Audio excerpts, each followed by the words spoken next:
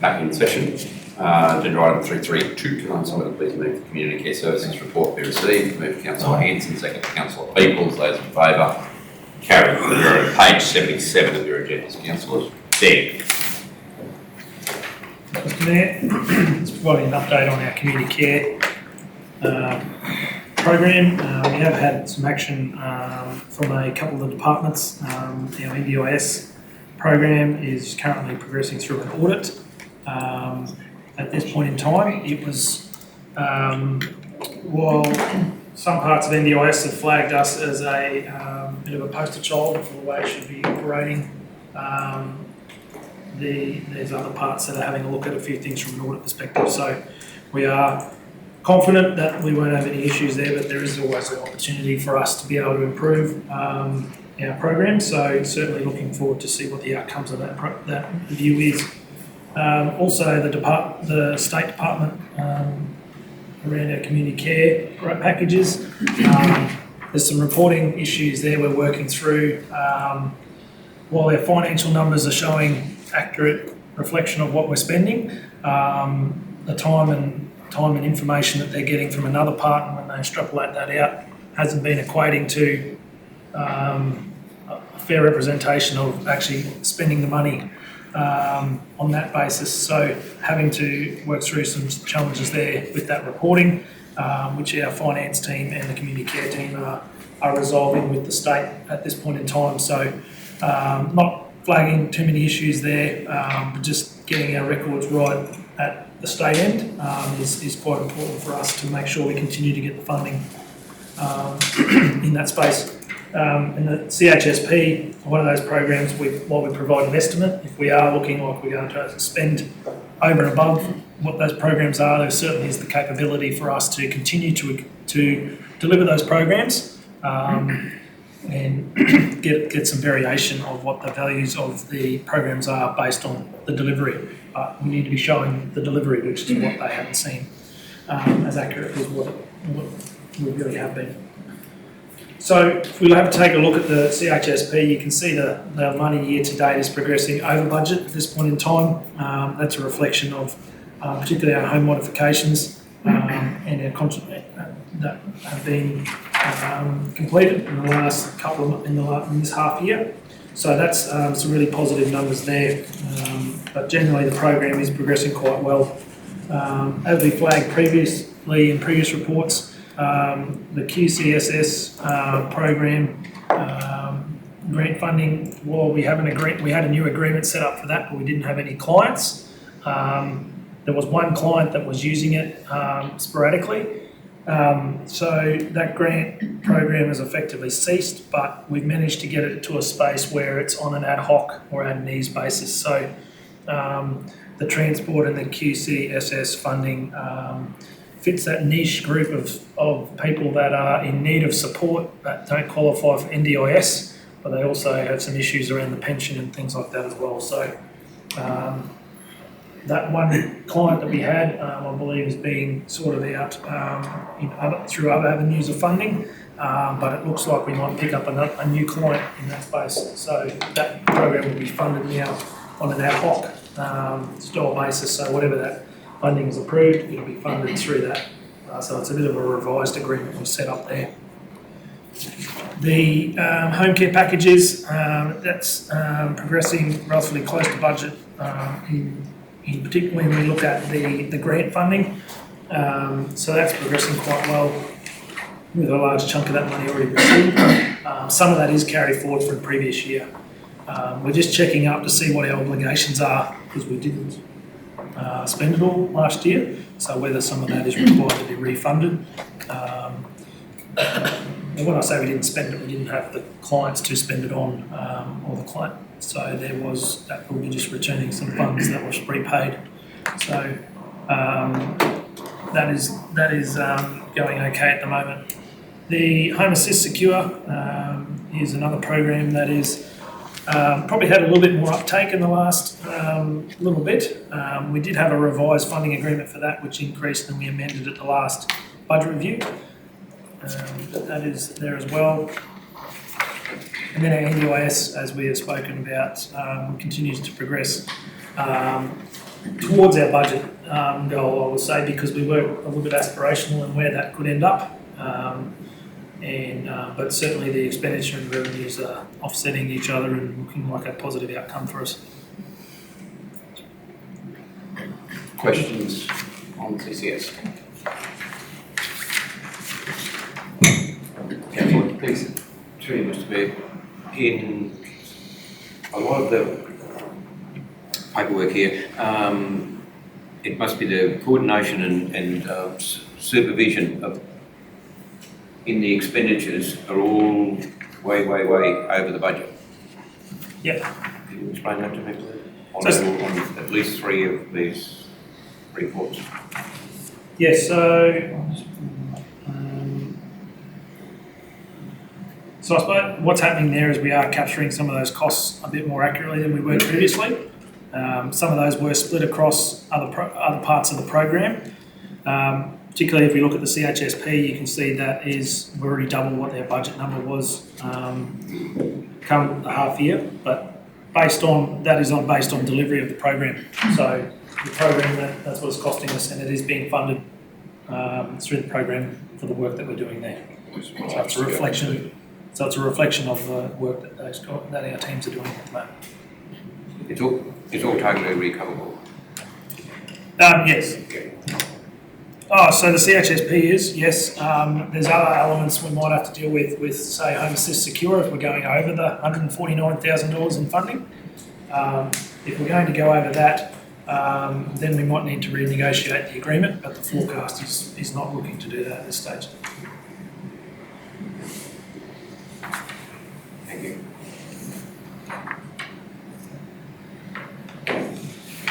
Further questions on CCS?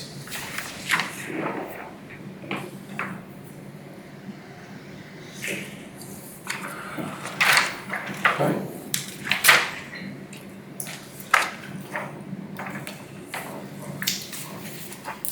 Councillors, for your regional council business or matters of importance, I just wanted to kick off at the outset by restating what I said at the start of the meeting. I wish all of the children that are attending school across the council area back to school this week all the very best for their years of studies, years, whatever it may be of studies. And I guess on a similar and relevant note, because it's not only for teachers, to welcome all the new people to our region who have commenced work, whether it be for us, one of the other state government agencies, for the private sector, for themselves. A lot of that happens at the start of the year where we see a transition. So for those people who've served our community in the past, whether it be on a short-term contract or have moved on due to other opportunities opening up, but welcome especially to the new people who've moved in on their 2-year contracts or hopefully in some cases to make a life here, whether they be caring for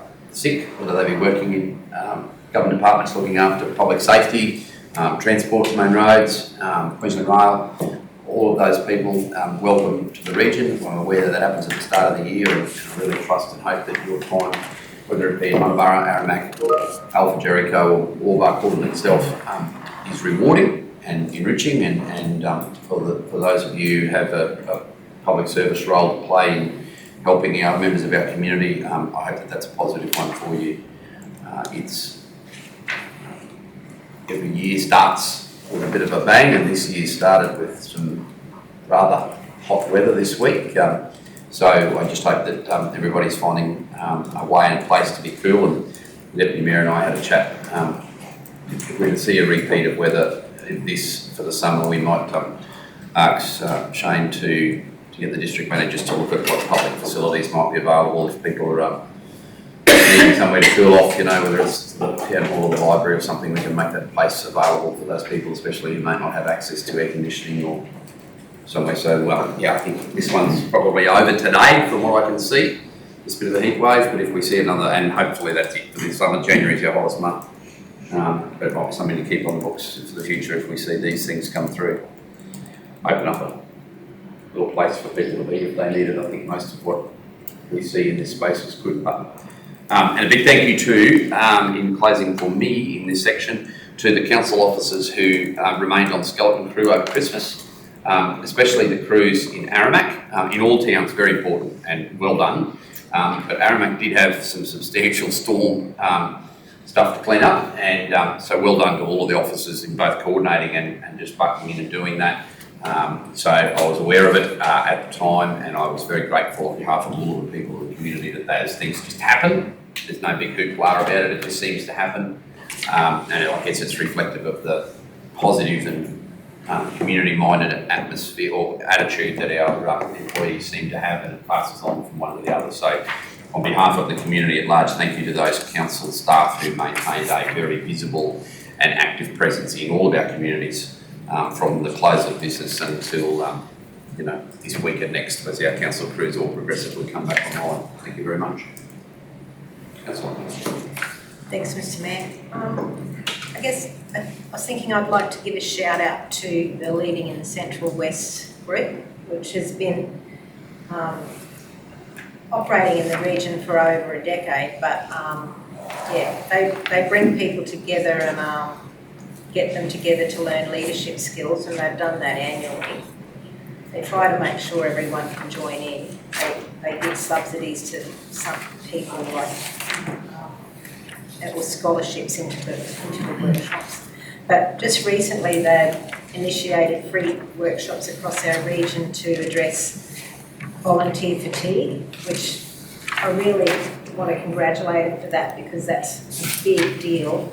And anyone that goes into those free workshops has a chance of winning money or funding for their organisation. So that's a really good incentive for them to go. The more members of an organisation that go, the more chance they have of winning the money.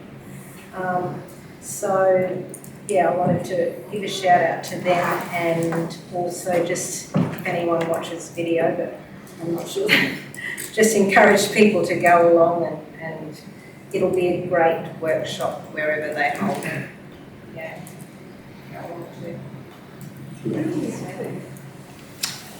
Regional business. Councillor Peoples, what have you got? Mr. Mayor, can we just start with wishing all across our council region all the best for 2024. I hope it's a good year for them. To all of my co-councillors, any of them running for re-election, I wish us all the best in the coming election, because we close nominations start on Monday. Mr. Mayor, I'd like to also just acknowledge Kerry Thompson this morning. I really like how inclusive she is when she gives a welcome about saying, respect to both Indigenous and non-Indigenous, and to all peoples, not just, and I really like the way she does it, so I congratulate her on that. And Mr. Mayor, the last thing I'd like to do is wish you all the best in your pre-selection, and I hope you go well on that, and that we can see you have a good run at the seat of Gregory. So all the best with the pre-selection. Councillor Gleeson. Thank you, Mr. Mayor. What Councillor Peoples, I 100% agree with everything Councillor Peoples says, and I was going to mention Kerry, but I won't. Said Councillor Peoples, didn't I? You did. I just said it's a scary thought if you agree 100% with everything Councillor Peoples says. And just the communities, what the communities have did over the Christmas break with their Christmas trees and functions, I thought was very good. The Alpha Cricket Day the other day was very, very well attended. The presentation, or I'm not sure what we actually call it, but when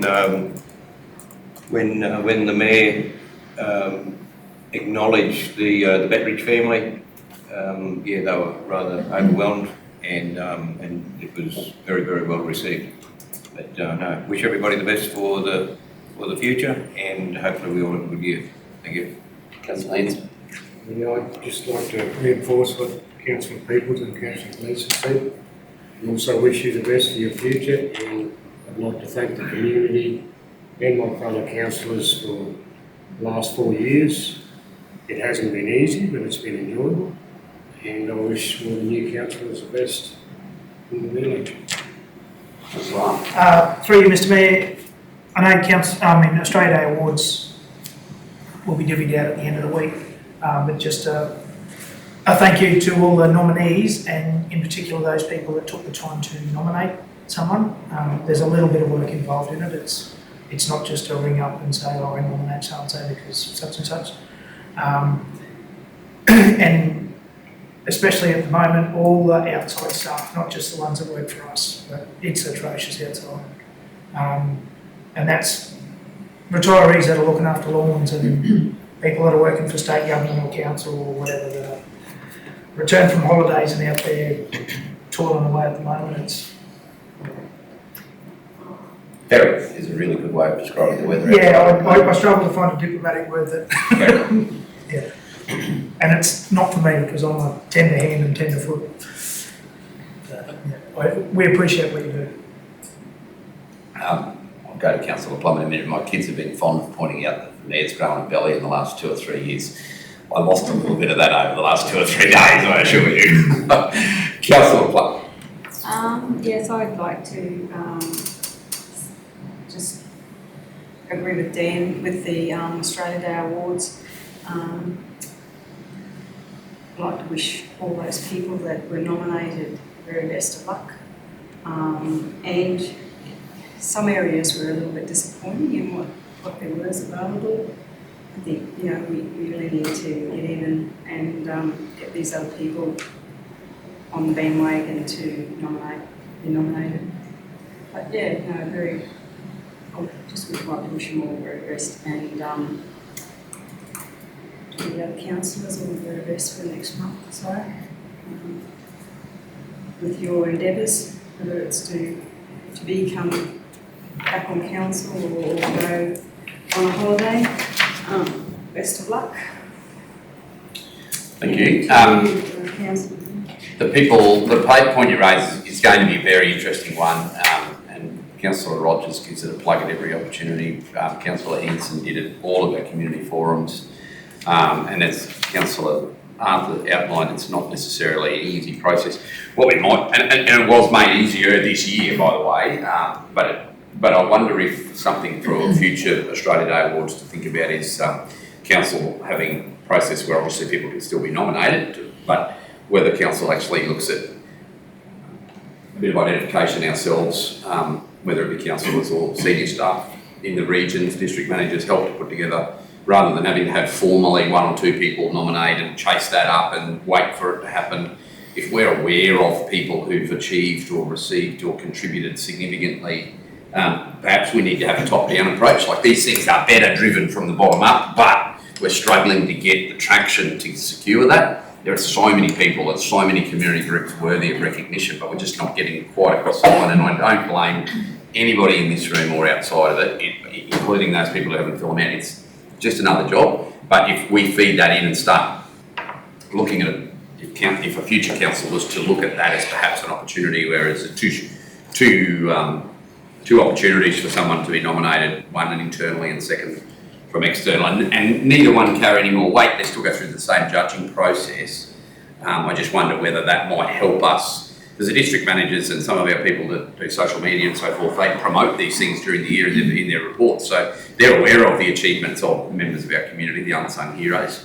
So whether that's, Mr. Mayor, I think that the application is too long. I think it should be 1 page. I think you can talk about anybody in 1 page. That's all we need. And the questions. I thought that had been changed. No, and the questions were asking the same question. So you just need.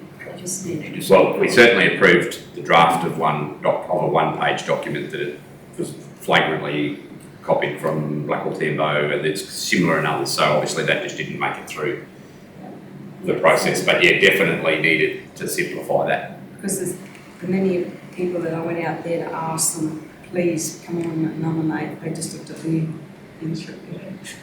So you need to make that easier, really, condensed, so that these people can come forward with it. And all the best to you, Sean and Ben. No problem, thank you. If we can now please move to Councillor Information Correspondence. There is 5 items there. Councillor Plum moved that the report be received. Councillor Peoples, seconded Councillor Plum. Those in favour? Carried 7-0. Any questions about any of these items? Councillor, I'll flick to the first one about caretaker. It actually says the caretaker period starts on the day when the Electoral Commission publishes the public notice. And that has been confirmed direct to me as 12:01 that day. So when the clock strikes 1 in the morning, well, she's a caretaker. So no decisions by us of major nature after Sunday night, which means our meeting that I foreshadowed in the break will have to be either tomorrow or Thursday. Righto, what else have you got here? The only other one was the changes to the governance side of it, which Deb and I have started working through already about the model meeting procedures. A few little changes there, which will form part of the induction when the new council comes on board, so it doesn't take effect now. A few changes going forward.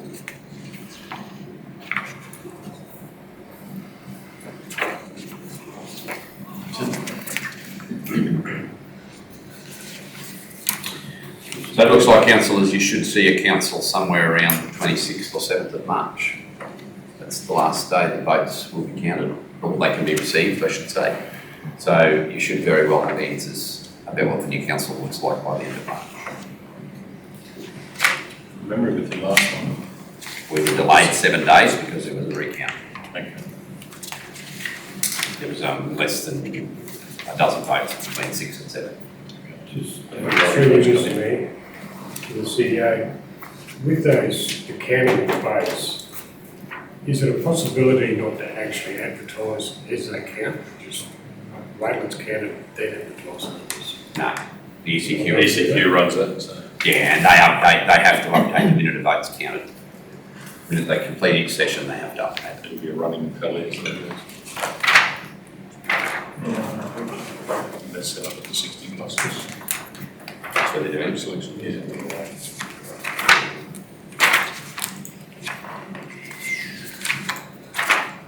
Okay, so that gives me to agenda item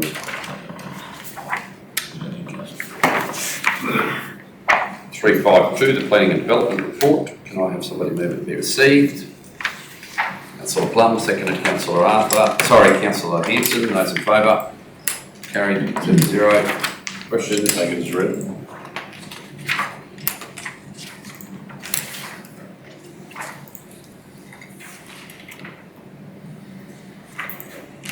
Councillor, the benefit of the table on the front. I make note, Mr. Mayor, that the summary is there and the financial years appear to be in my preferred order. Thank you to officers involved. For the record, the very first thing we checked was that one out of every reading agenda items. Mr. Mayor, Yes, Councillor Wood. without not using any names or anything, but item number 1.3, has that been approved? No. Is there fuel being sold, to your knowledge? Through you, Mr. Mayor, I haven't heard anything of late, but I believe there's fuel being sold and it's being used as a service station.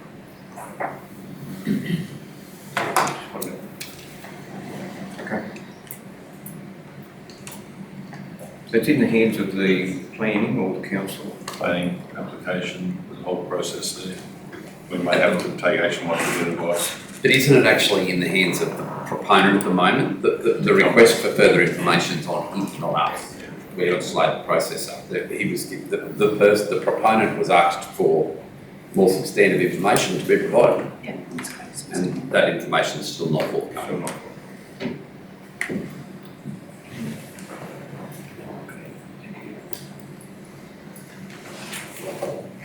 Okay, no more questions on planning and development. Can I have somebody please move that the workplace health and safety report be received?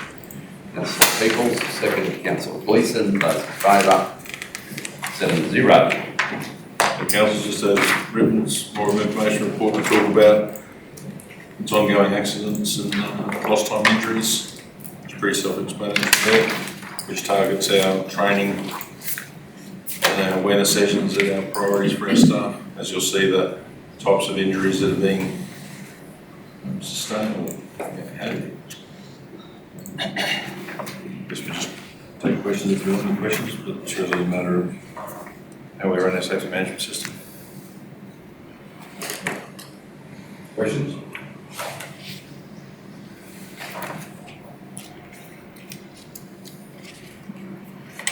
Okay. Operational plan review. Can somebody please move that Quarter 2 operational plan review be received? Councillor Plum, seconded Councillor Rogers. Those in favour? 7-0.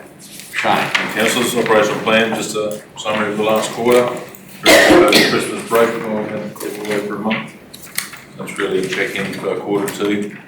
I'll take it as read and take questions. So I guess just the first one, the very first line was one that I just wanted to flag. You know, we tried to see if we could make this land available first, available to the public to apply to buy or expressions of interest or tenders. First quarter, I mean, clearly it's not going to happen. I think we did the right thing in going to public consultation about the design. That will feed and guide those decisions that need to be made around that subdivision. We can still make the decision to release the land and put it up for tender, and then that would allow, like if we were to do that towards leading into March, that would then allow the incoming council to make a decision around that in April. Then if they choose to go, no, we're not doing that, well then it's all torn up, no problem, no, we haven't locked council to a decision. We just, if we finalise over the next month what the best utilisation of that location looks like, and then we proceed with subdivision pending the sale. So we just have a look at that. I mean, it was a very ambitious target when I set it for us, and it was self-imposed. It was only me when I first said, look, there's very keen people out there. Those very keen people are still out there, still ringing, looking to buy. Look, let's not push things too far. We don't want it done not properly. We need to ensure that the land is subdivided properly. So the sale release may even not happen until April or May. That's the reality. Just to go through the process. We're a bit hamstrung if we don't do it properly. We could find all sorts of problems. So the reality is that yes, that work has progressed, and we did have it there for community consultation. We received no feedback on it. I've received none since. So that probably leaves us with a bit of an impression that most people are comfortable with the some of the options that we put out there. Anyway, that was the one that I wanted to comment on because it was initially I that said it'd be lovely if we could have been able to put that out there by now. Realistically, by the time you subdivide it, get that plan sealed, then go to the process of selling. These things take time. It doesn't matter whether you're in local government or the private sector. You can't just rush out there and sell stuff for the sake of it if you haven't already got it. I can just add, in terms of just waiting for our advice as to the next step are whether we proceed with planning and whether we construct cost out.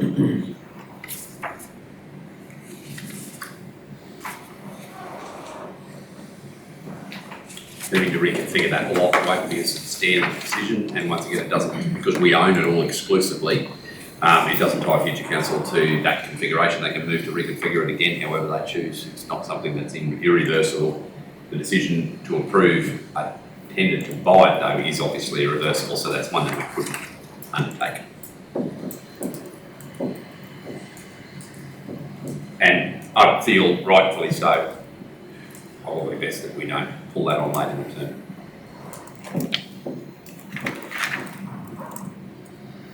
Other questions, please, on the operational review or officers? Mr Mayor, Sorry, please.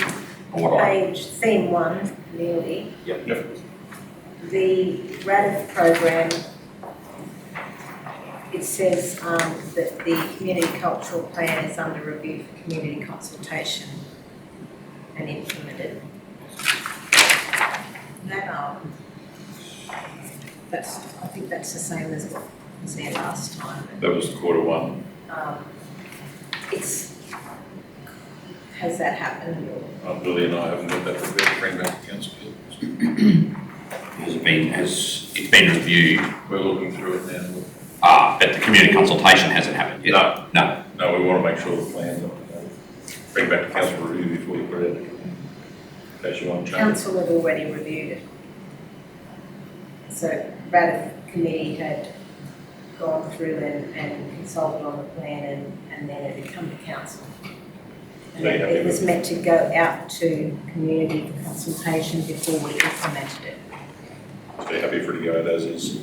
Well, we were happy with it when it was first put to council, but unless something's It's all my changed. times.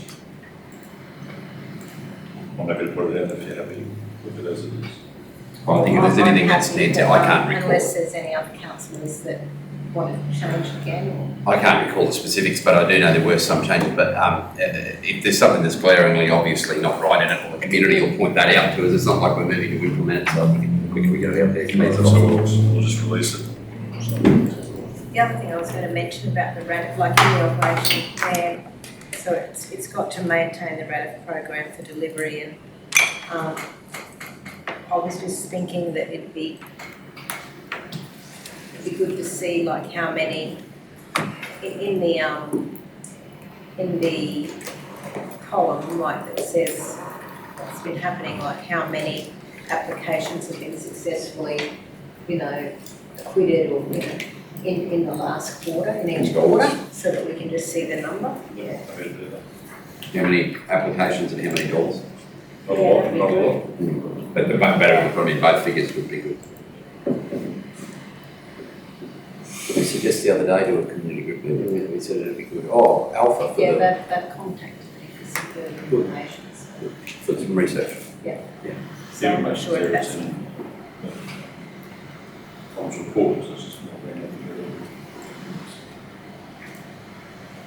Any other questions for theme 1?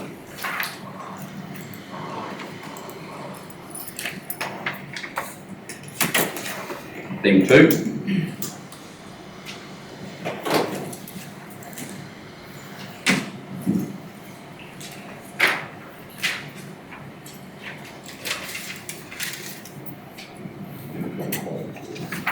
Theme 3?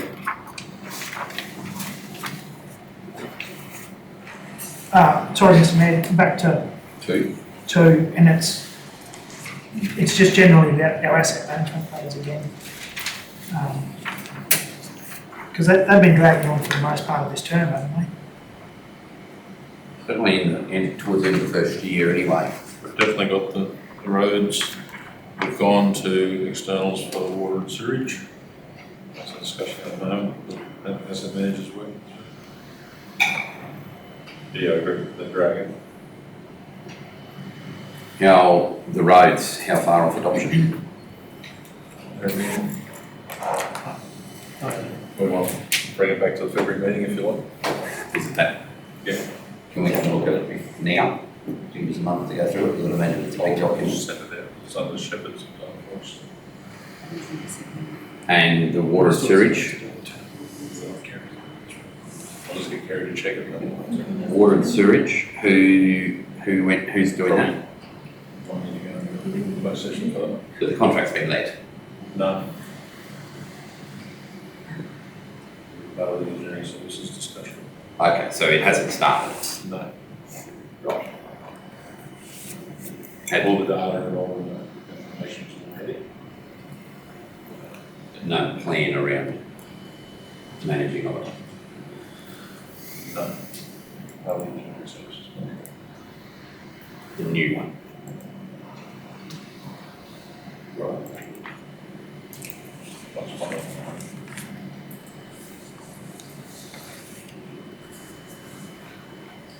Because have we got any of our asset management plans up? I thought we had wastewater. Not that I've seen. Not that I can recall seeing. My memory's failing me too. There's old plans in place, they need to be reviewed and updated with all the new rules. We have sort of price to do it. that's a discussion we're having with Director of Works himself and the asset manager. Yeah, no, because I found one of the old, when's that? That's in May 22, one of our reviews.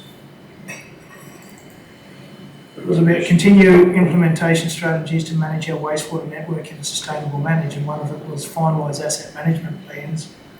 And that was to be used for the 2023 budget. It says completed, but I Because you're including Don't the really sewage remember. treatment plant. don't seeing it and how it informed our 23 budget process. The only, through the chair, the only thing we used any reviews or plans for was that asset regarding the relining of sewer mains. That was that review of our current status of the sewer mains.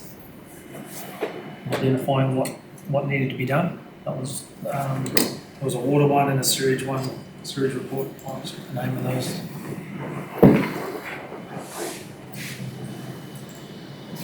Because do we have an asset management steering committee? Well, we definitely did. We did. Continued it, we definitely, we do still. Yeah, obviously, yeah, hasn't been actioned. Hasn't been active since I've been there. It's also using our engineering services contract in that as well. So that steering committee, last time I was aware of it even existing was when we were still in the regional office. And I had to get out of my office one day so they could fit in somewhere to have a meeting. So there was definitely a group. Yep. Yes.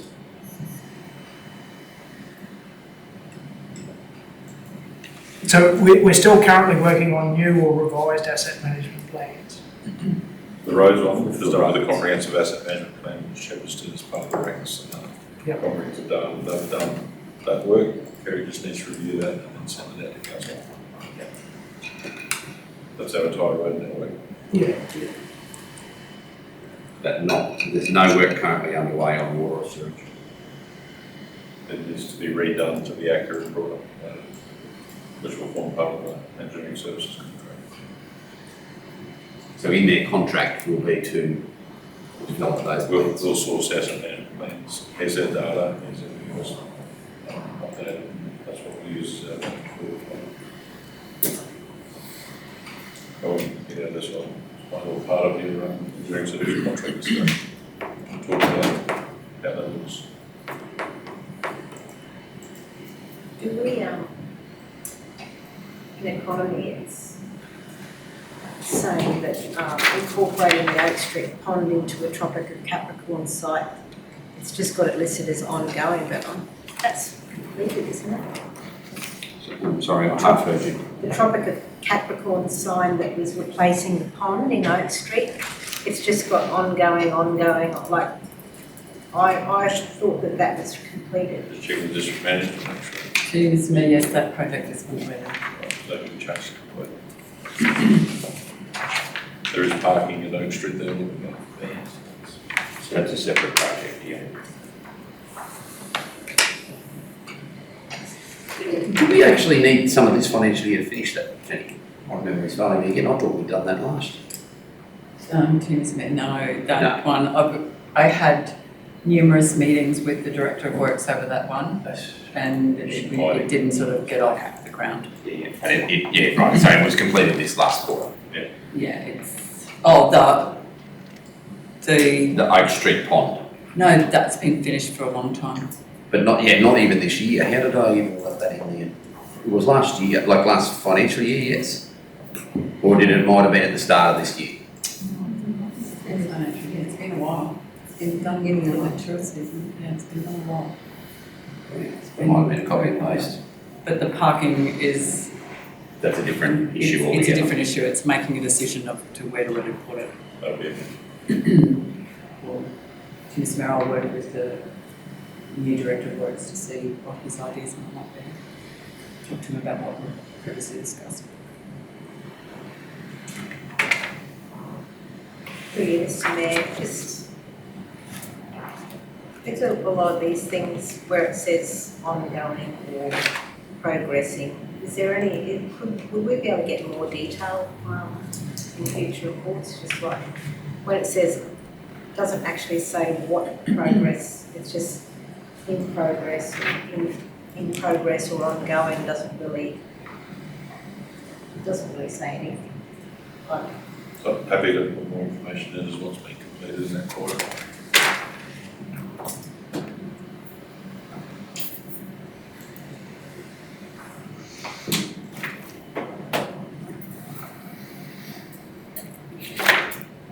Further questions?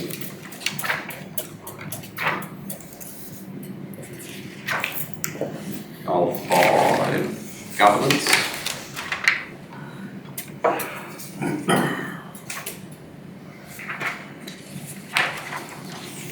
We've got a report coming back on feedback from the community consultation, so we've taken all those notes, collated, and got a report on that.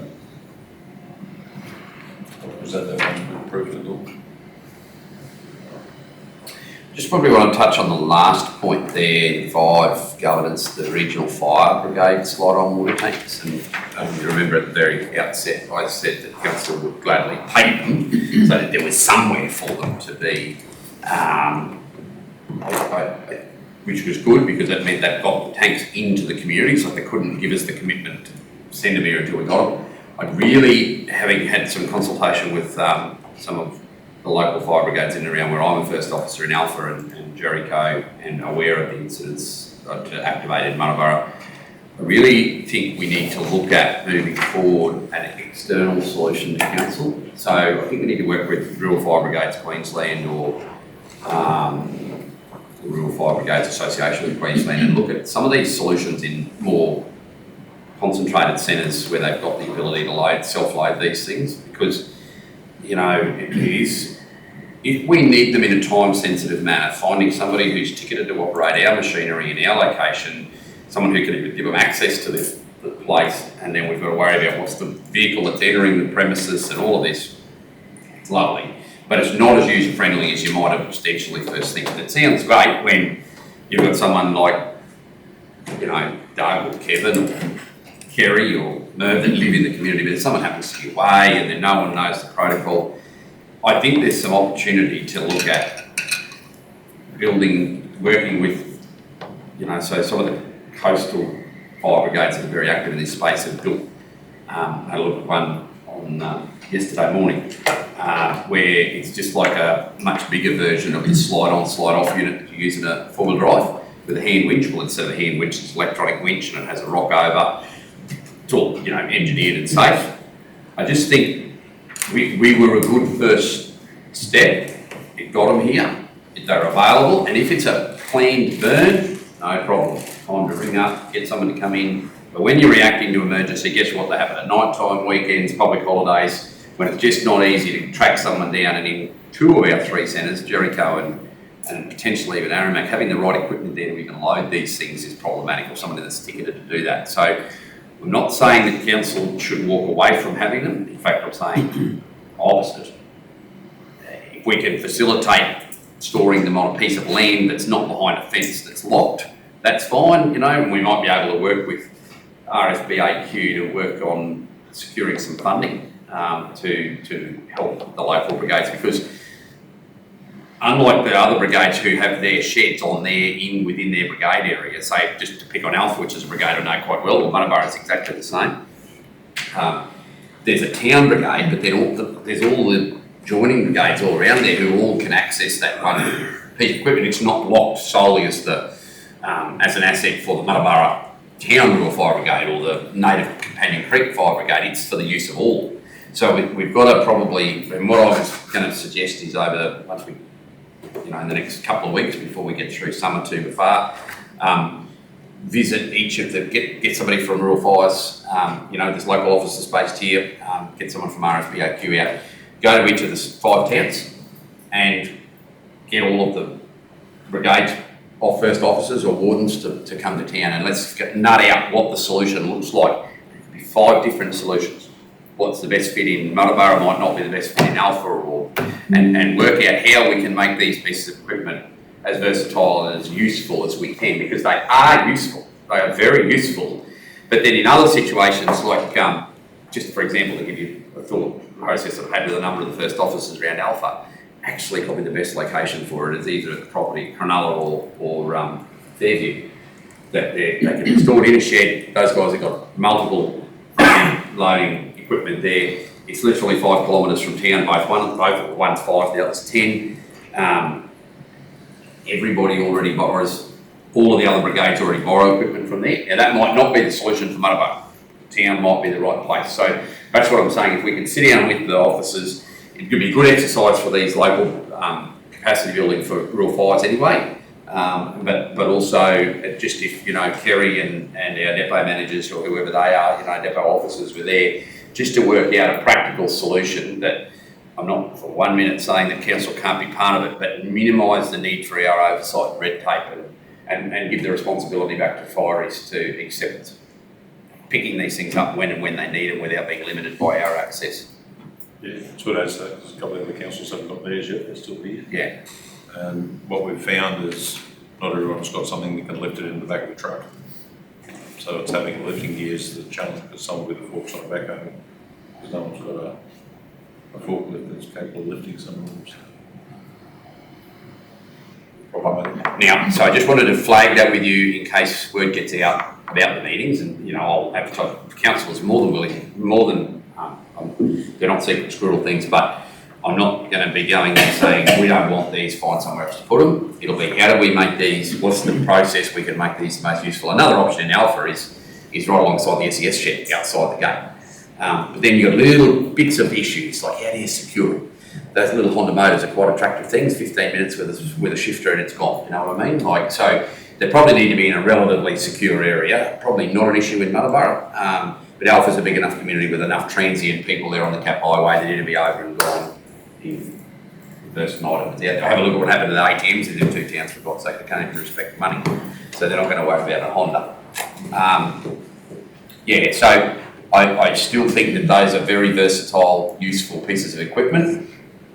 For them to be completely versatile, we've got to work out an operation procedure. And Kerry, I think you'd agree that just need to make them simple and easy and accessible with the minimum interference required from us. Yes, Mr. Mayor, I've been involved in both call-outs from Muttaburra. One was about 10 o'clock at night.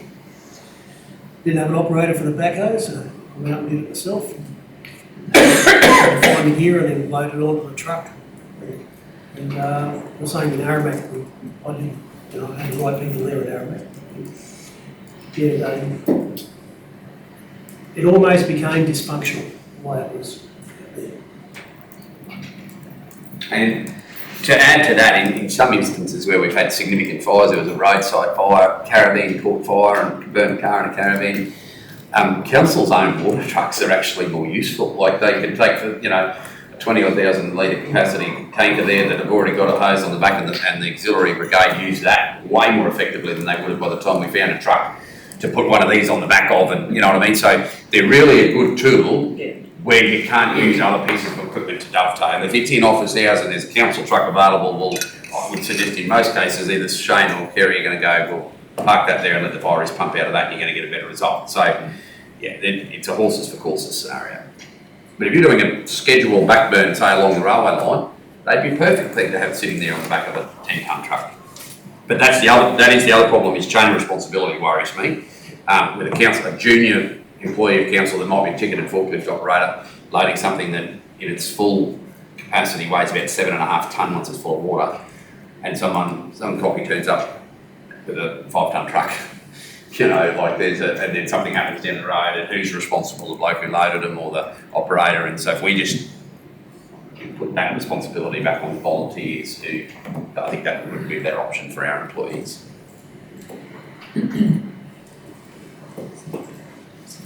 All right. Did you have a question, Nicola? Did you? Sorry. I was just going to ask, what funding are we applying? What are we applying for? We've got a building, our regions, money, what funding have we been successfully achieving, That QRA grant we discussed earlier this morning is one. That one's one. We've got a couple in, obviously, Rec Park's one. that's a bit older. Then you've got, we put in for pass around. And Go for building school. outrageous, building, Hasn't been any I don't know. recent did we ones. apply? We did one for the sewage treatment plant. Where else did we go? Yes, the building and region water. We were unsuccessful because we had a design and construct, but then we were successful for the design for element of that. They encouraged us to apply, we got the 90,000, we had to put 5,000 with it. So yes, that was the last building outreaches. Did we apply for the housing infrastructure side? And then I worked on one. That's the federal There one. wasn't you're talking the about. housing Federal one, that was a infrastructure. different one again. It wasn't housing infrastructure, but we were looking to use the money for a housing infrastructure. But we just didn't have enough, I suppose, information and ready to go for enough detail for The that. shovel ready stuff. Yeah. Then what, along Is with there their anything in the houses. future that you're gonna target the next? Every bit of planning that comes up, we believe we're eligible for, we'll be targeting, putting in front of us. The other thing is, of course, we haven't got anything in our budget either to point the officers towards. So if we've got, that's probably where those lists of things that if funded probably need a bit more work. Like housing, we don't really have a housing strategy. We've discussed a draft paper around that, but we don't actually have a paper or a strategy. Sorry, we don't have a council-specific strategy. We are part of the council, the WAC housing strategy, but that doesn't have specific granular detail for us. It also links into the land development, existing land, housing structures, there's a whole big body of work there. This is the stuff that we've got to put in our top drawer. Prepare and get ready for when the funding's available.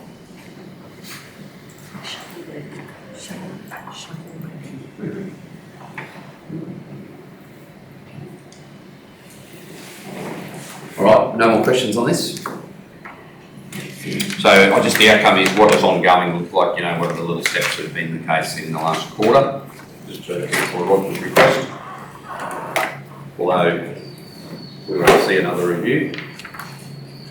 I'll make sure it's there. You never know. When's the review come? Every quarter. End of each quarter, so the month after the quarters. I think we meet the day before the election. No, the week of the election. Their last meeting. So end of April, early May would be the next quarterly report. So if there's anything in there that's changed, can we just highlight it so that we're not. Regurgitated. The next one. All right, Mr. Mayor. Councillor.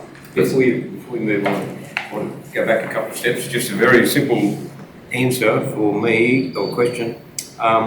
State-owned quarries, like you had a letter there regarding State correspondence. state-owned quarry. Is that, define that for me? So are they the council quarries that we can use, or are they on stock routes, or road reserves, or water reserves, or what kinds? Permanent quarries, registered quarries, there's some that the government's got access through that, and some that we own ourselves. The whole quarry. I would say anything that sits within a road reserve or a Road forestry reserve, reserve or, yeah, So most of our permits are okay. Leasehold agricultural land. Leaseholds, yeah. leasehold, yeah, So- anything that's privately owned or freehold. Yeah. Anywhere but freehold property is a state Subject to- quarry. So the stuff that they have in Or Further state. West, Or state control. state control first. The issues we're talking about, all the rapid council out west with all the quarries stuff. Some of our permits don't run out until 25. However, we've been flagged with, here's the quarries that we're on, we have to have a look and respond. So they haven't forgotten us, we're still there. There's regular inspections about where we take gravels from, because we have to meet our permit obligations. So they're state-owned quarries. The other quarries, they're two private quarries. They're private quarries. They're private. We're in this shire. Oh, there's heaps of them. Yeah, Anywhere on freehold land. Oh, freehold land. Yeah, Freehold. sorry. Anywhere on here. Okay. But anywhere on most of our it's state. No.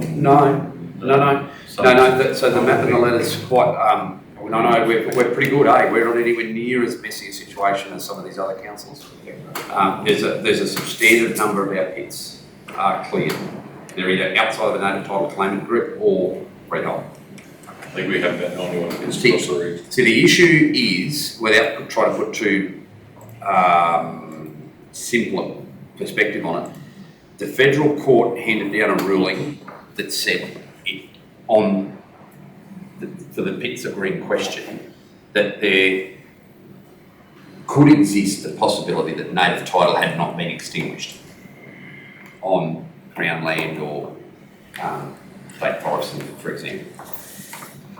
So that threw a red flag up straight away. Is there native title or is there not native title issues on those pits?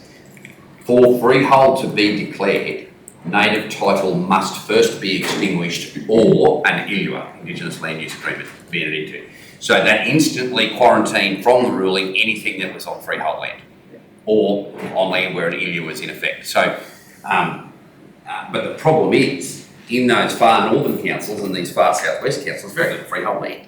You're talking, I mean, there are areas that you've operated in there, massive, hundreds and hundreds of thousands of acres, no one freeholds that.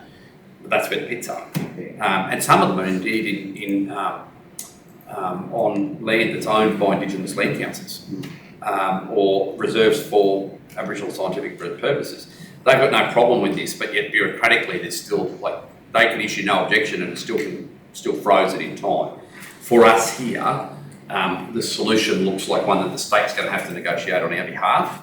That's 2025, so it's not far away, it's 18 months away, but these other councils, they're locked out pits now. Yeah. Barcoo and Boolia and council where Cowan is, they're locked out, can't use them. Mayor Butcher, council's here. Lockhart River. So, but once I was very nervous, but when I saw the map, I was quite relaxed, and Shane circulated that to the senior supervisors to look at the pits that actually mean something to us. And there are a few, there certainly is a few red triangles, but a lot of our very good pits, and including obviously the privately held pits are not even on the map because we don't have the licence for them. They have the sales permits for them. For example, Alpha Port. Yeah. Most of those are belly end of catchment area? They are, yeah.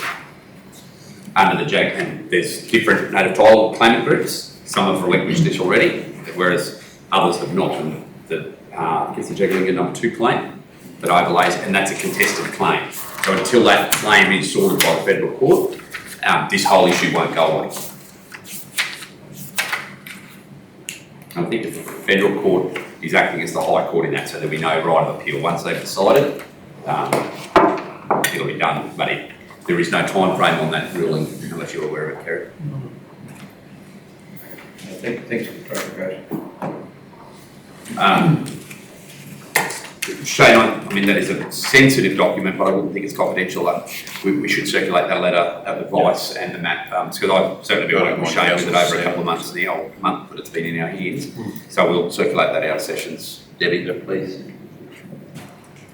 I actually did show you. There's a few.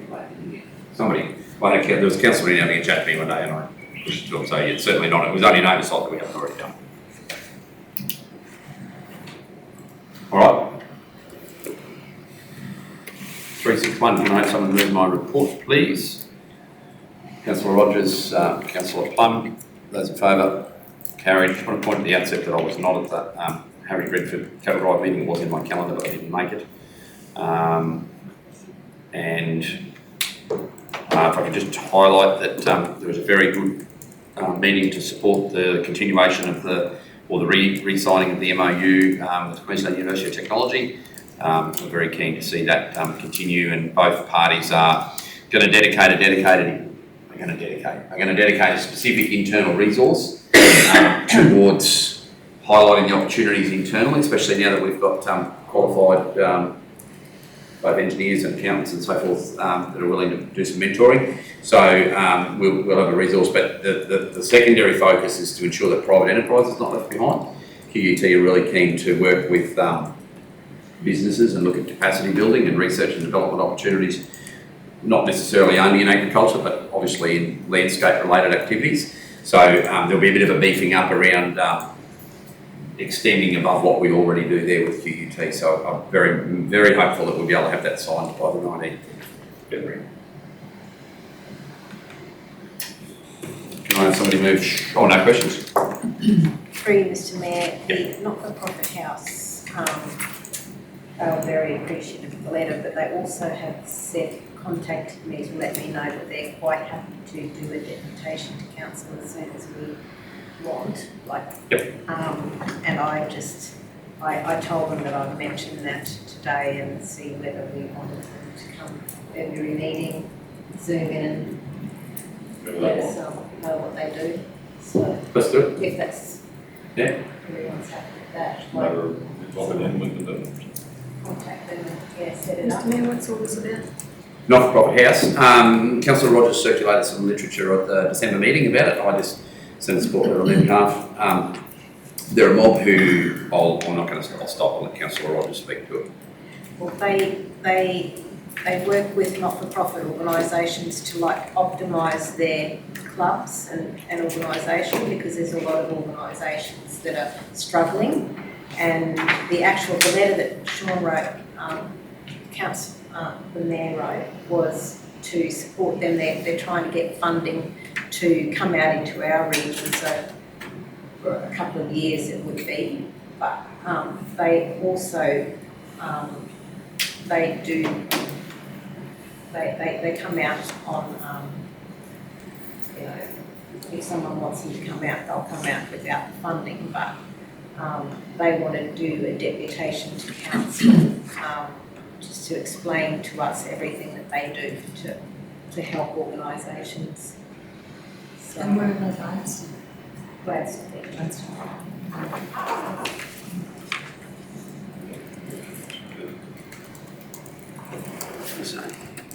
All right, change report. 362, can I have somebody please move to be received? Councillor People, second Councillor Hanson, those in favour? 7-0. councillors, we've obviously had the Christmas break, so things are quite, the older the mayor's quite quiet. So yeah, there's a bit of a summary there of some meetings we've had. Obviously the Res was part of mine. Really keeping in touch with the staff, the MAU, with the universities. We're obviously working through our safety systems. Obviously the recruitment, as we talk about, is still an issue with accommodation housing. That won't go away for some time. The dump, we obviously said we'd transition on the 8th of January, which we did. It seems to be operating as expected. Our community's been quite respectful of that. However, it hasn't stopped a couple of fires being lit on the other side still, even though the gates are locked. So what are they doing there? Just sneaking in the back, obviously. Believe so. I did meet the fire brigade out there one afternoon where someone stuck into the back and threw some rubbish and set fire to it. Yeah, there is a test, just we'll see how quick we can respond. A bit frustrated by that. It's a lot of cost on everyone's time, fire brigade, putting out fires that someone thinks must be either they're doing us a public service or they're just up to mischief. But all those costs come in at ratepayers' expense. And so we've got signage.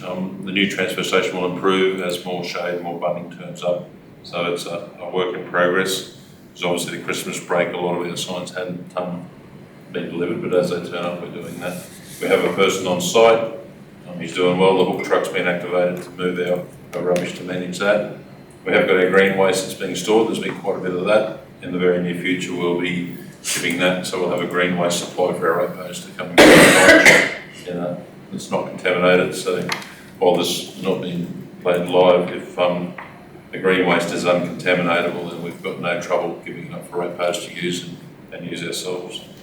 But yeah, Kerry's what we respond to, it seems to be well received, and while it's not perfect, it seems to be going okay. Yeah, the preparation for Australia Day's there, and Lily's report will talk about that coming up. As council's mentioned, our staff did a great job over the Christmas break. No matter where we went, we're getting good comments, and whether it's Aramac, Alpha, there's a lot of pride in our towns, and our staff actually display that pride because they do a really good job. So big thanks to them. As you'll see, the business improvement planning, we're in the process right now of going through our whole risk, and our business council engaged a couple of years back with business improvement with QTC. The plan is to have that health check done, ready for the new councillors and induction and improvement to get rolling. That'll be an update of progress through the period from when they first started to where we are now. So that'll be a comprehensive which this council will get to see the progress and the good work council's done, along with the gaps, what hasn't been done. And we'll engage, ready to go for the new council to take it on board. Basically that's it, and open for questions.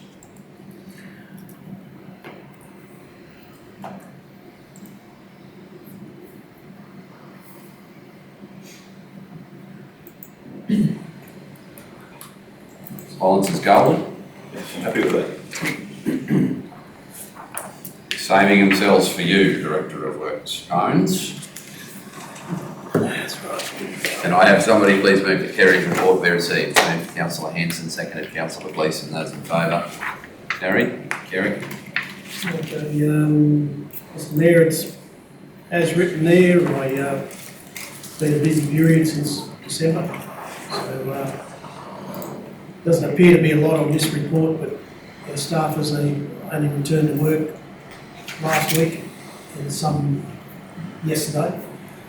We've got our full complement of staff back over all the depots, and we'll be progressing our normal maintenance work as well as our contracted work, both TMR and QRA works that are outstanding. Happy to take any questions that you may have.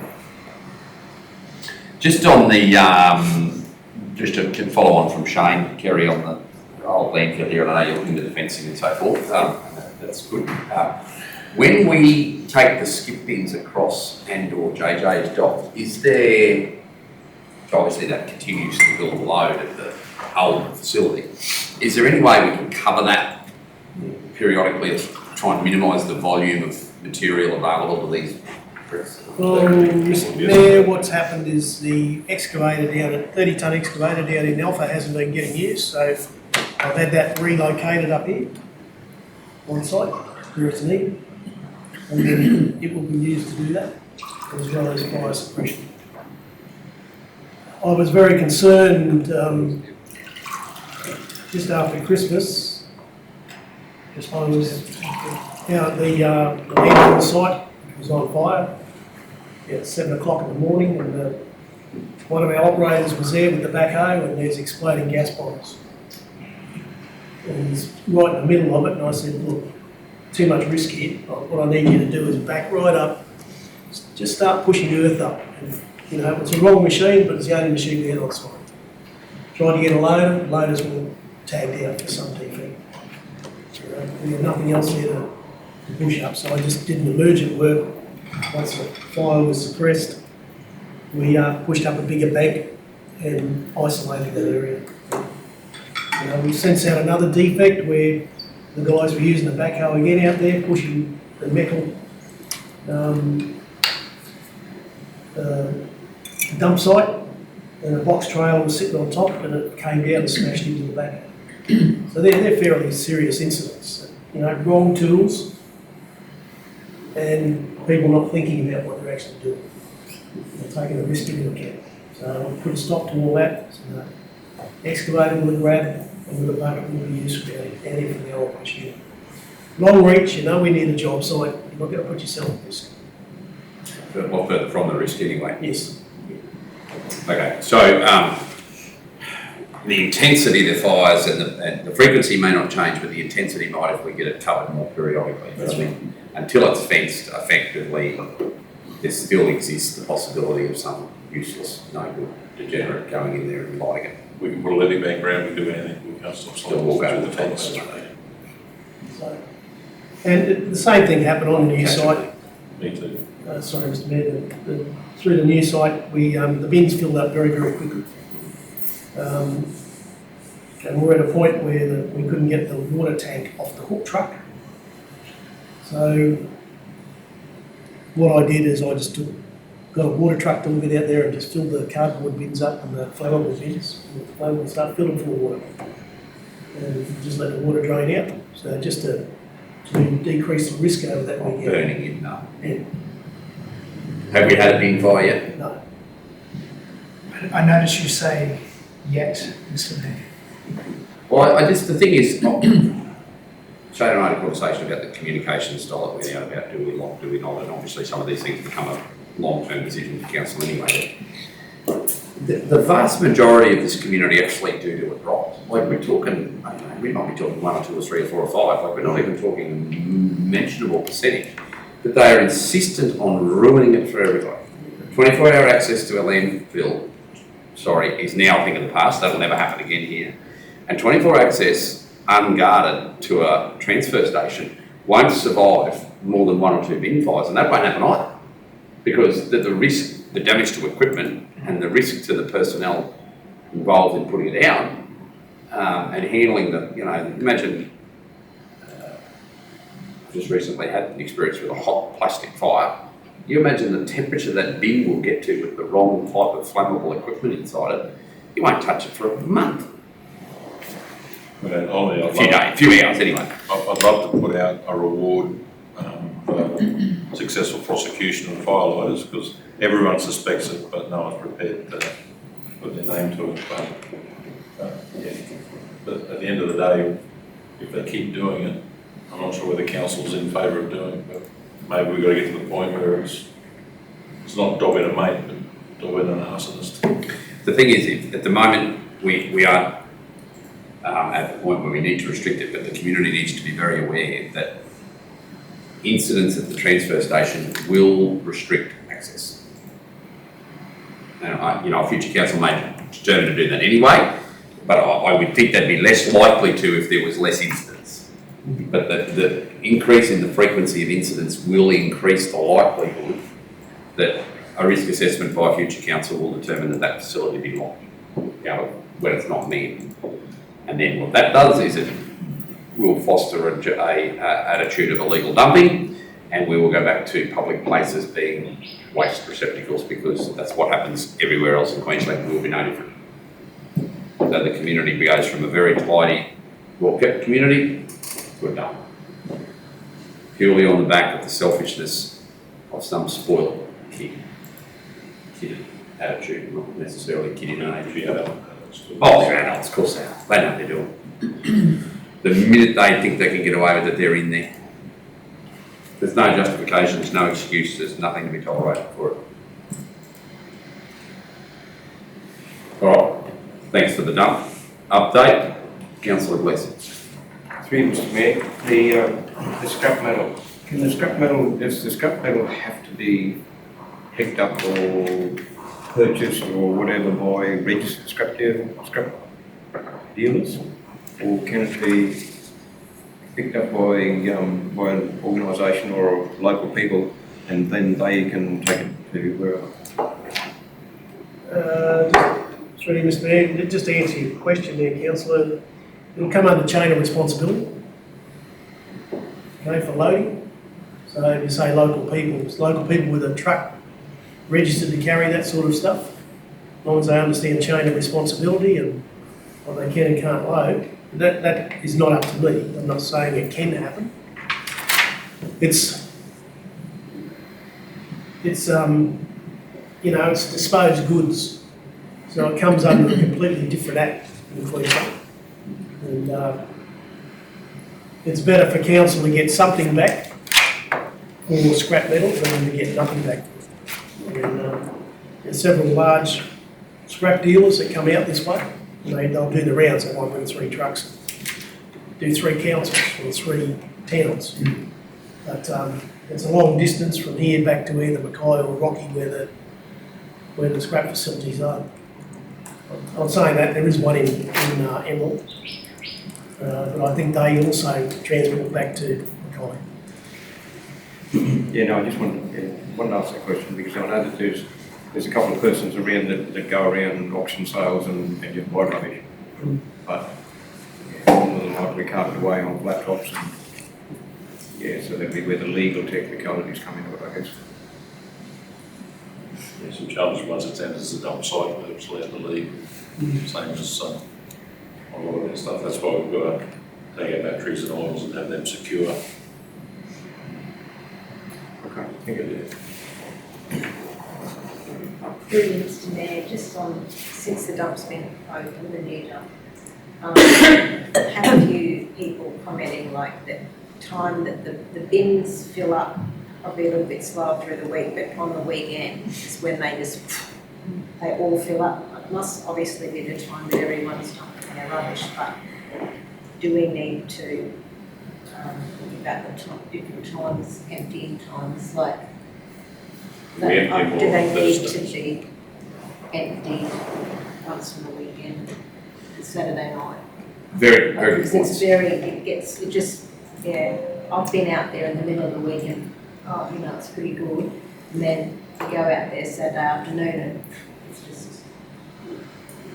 That's- 100% correct. So one of the things I, was working with Shane obviously with Kerry, said we try to do is to keep the cost at an absolute minimum. We do what we could do in regular working hours. Obviously, the minute we introduce something on the weekend, you're looking at, through our certified agreement, substantial costs increase. But we try to monitor, and what you've identified is one of those things. There'll be adjustments that will need to be made, and I guess over 4 or 5 months, we'll see, 6 months, even 3, 4 months, whatever, a quarter, we'll see what those peak times, and do they change at the time of the year? Is it different in summer because people are more active, or there's more daylight? Is it, so just to keep the cost of the change in operational tempo as under control as we could, I suggested to Shane that we limit what we can to within the hours that our employees who would undertake that task would ordinarily work. So that's why it hasn't happened to date. But as it is as a constant review is ongoing, then with the last thing, it's counterproductive. It might be cheaper to actually pay the overtime to do that on a Saturday or a Sunday than pay all the extra time to pick up all the rubbish, the dead time to pick up all the rubbish all around the transfer site on Monday morning. So they're the trade-offs that operationally you work through. The other thing is, long term, if a contractor is engaged to manage this, well, then that becomes their responsibility.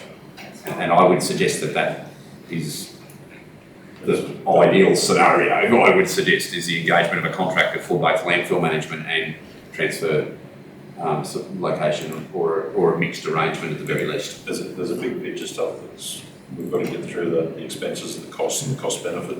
First step is working out what it costs us to maintain this. On a weekend it's open, it's not just the one person with the hook truck, it's got to be supervision to make sure we isolate the area so they can take it and bring it back. That'll be a 2-person, maybe 3-person job for that. Probably the main thing is just maintaining that it's safe. Like once it starts overflowing, getting like that, it starts to become hazard. Yeah. The design of it's not perfect.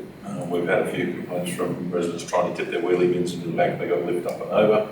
Well, they can't, it's too high. We've inherited what was designed as, fit for purpose back then, so we'll have to look at some design changes, whether it's a gate or something. Something lower, like a But at the end of the day, So, that's what yeah, it is. but I was part of those discussions in and around as an observer. That there is not unique. That is a common. There's a number of transfer, and the decision is made from a risk analysis that it is. There were the lower ones that you're referring to, or with gates. There were too many people, especially people who are mobility challenged, landing in the bin. So the decision had been made at a number of facilities, especially the ones that have just been constructed at both Billawheeler and Cooktown, which that is a direct copy of, that it was, whilst it may be viewed slightly inconvenient and definitely for elderly people can be a challenge, at least the place doesn't become unsafe to the degree manageable. So we may need to look at what's that. Now that is, Shane's quite right, and you're quite right as well, Councillor Rogers. But that's 3 or 4 years up. There's probably been movements in or improvements in that space to see modifications that we may be able to put in place that, in transfer locations that have been quite accurately utilised in the last 3 years. They constantly we've been finding ways to improve that. And so, but the homework that the designer of that did and the work that was done through LawMac that was pretty safe, that one, as opposed to a lot of the others. I know what you're saying. So, to the credit of the officer out there, if he sees an elderly person struggling, he's actually offering to help, which is good while he's there. While he's there, it's great. So.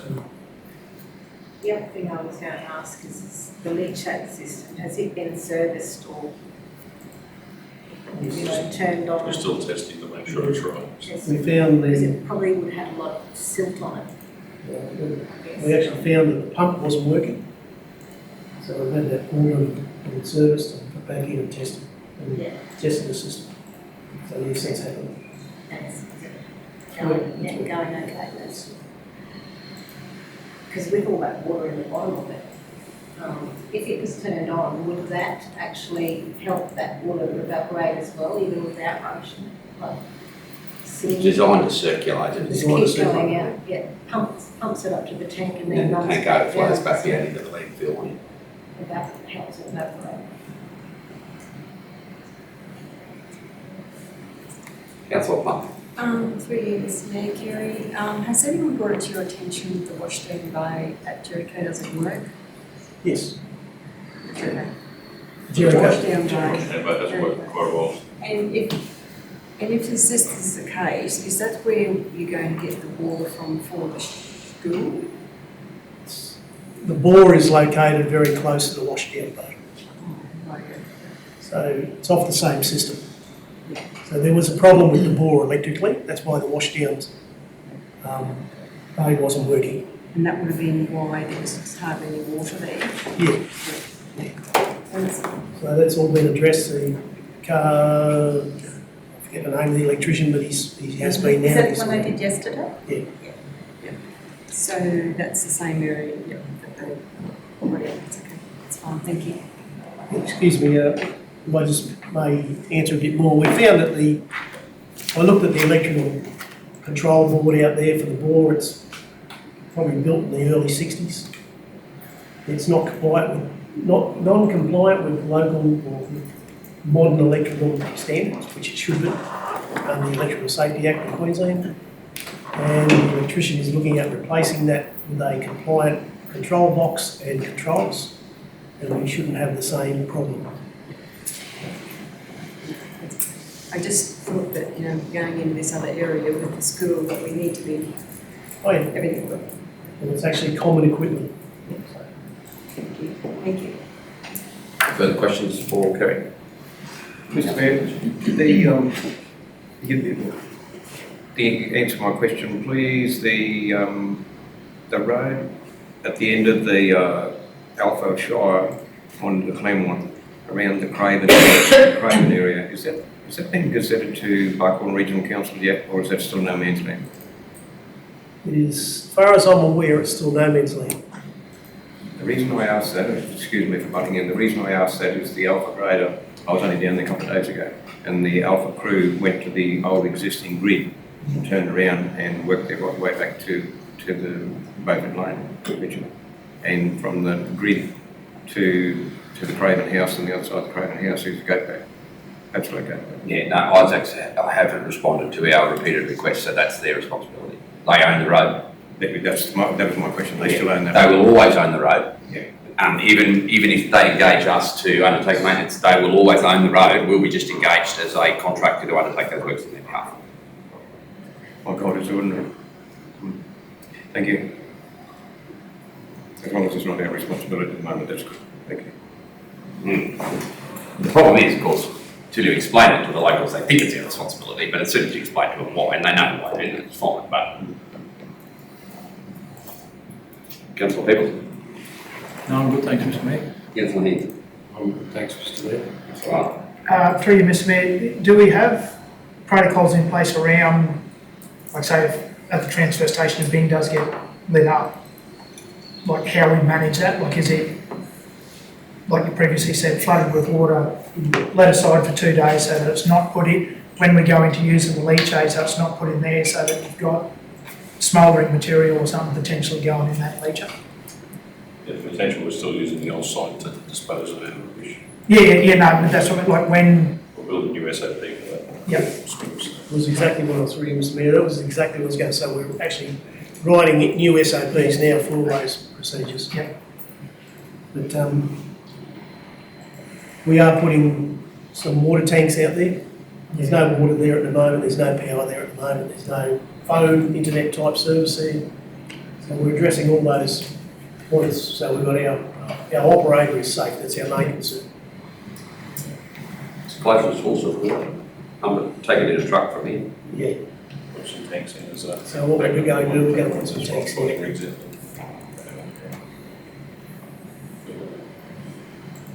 Yeah, what about one of the 5,000 litres? you know, it's one of them, we're looking at that. Funny you should bring that up. Advertise for rural fires, you mean, Mr Mayor? Well, it's in a real fire area, as we heard the other day. Well, there's an argument between who comes to put it out all the time, so. That's right, Mr Mayor, the operator, the staff member out there said, yeah, we're bringing one of those big yellow tanks out here. I said, well, how long do you reckon the Honda pump will last? Until we put it in a compound where we can keep it secure, we know that works with everything else we've got. I'd suggest Director of Works, like all of the pumps, one might last you 5 years, the other one might last you 5 months. That's right. Oh, sorry, you mean secure, sorry, yeah, it's not, yeah, that's right. Yeah, we're looking at putting a compound Yeah, and keep all multiple safe. Oh, that's right, yeah, sorry. All right, Has there, oh, Sorry, sorry, no, go ahead. Mr. Mayor, has there been any hazard reduction done around the solar panels and the air compressor area of the new dump, just in case of fire? Not yet. I've got a meeting on Tuesday. I'm trying to set it on, haven't set the meeting up yet, but I want the work supervisor in Buckhorn to get a grader out there to put the fire breaker in. And that's about as far as I've got. There is, do you mean around the whole fence or? Around the whole- Yeah, because whole they're driving along the fence, there's a lot of long grass right up around the solar panels themselves. So I was wondering whether there had been any plans to reduce that hazard. So, Kerry, with the waste out of the new dump, is there a fire truck around it? Swing weapons, things. Like an idea, and it takes the grader out there to do the fire truck around the waste area? Because it was. no, that's what That's it's what I'm for. talking about. Oh, I thought you were at solar panels. No, No. both places. But you do it right around the whole thing. We are going to contract a fence and create a 30-metre fire break. We're trying to mitigate the short term to make sure we're right.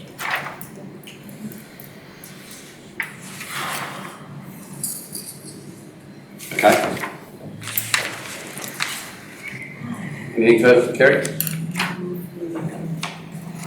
Okay, if I could have somebody please move the Alpha Bay District Report be received, please. Councillor Plum, seconded Councillor Rogers, those in favour, 7-0. Karen. Take the report as being read. We have touched on a couple of the items in there, so I'm happy to take questions from councillors.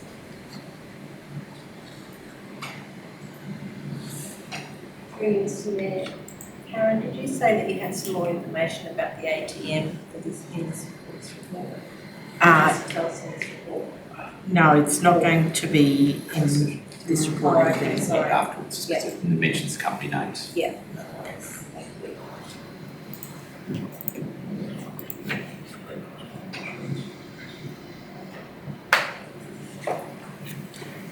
Just a couple of the items in the report were items that were raised at community consultation as well. You'll see that they've been actioned and in the process of being notified as well.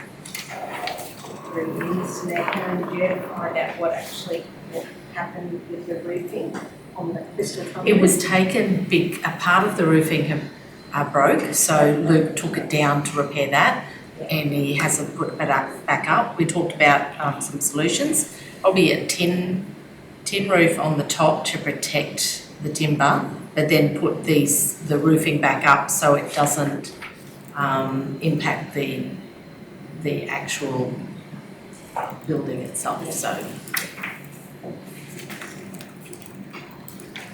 Any further questions? Yeah, Mr. Mayor.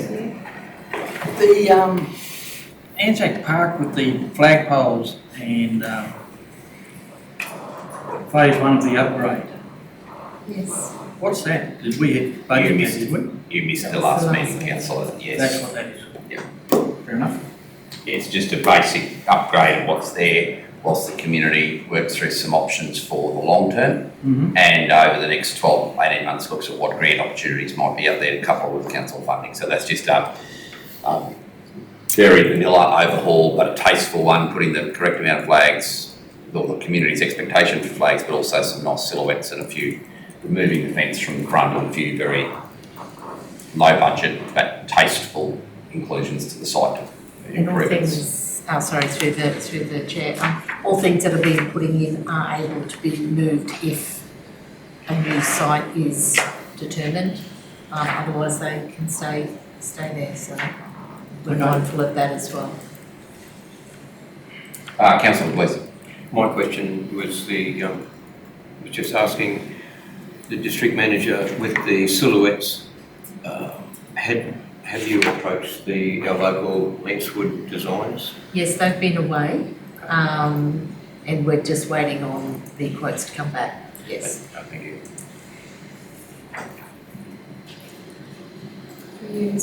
Councillor Plum.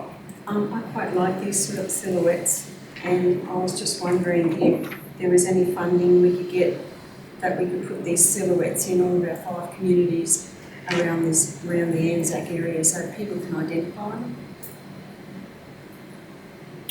There is various sources of funding, but the time frame around it's a bit different, so it might be something to look forward to as a future project. Do this one now and then have a look at what. I just quite like them, and I think that if we could identify that area as the Anzac area in all our 5 communities.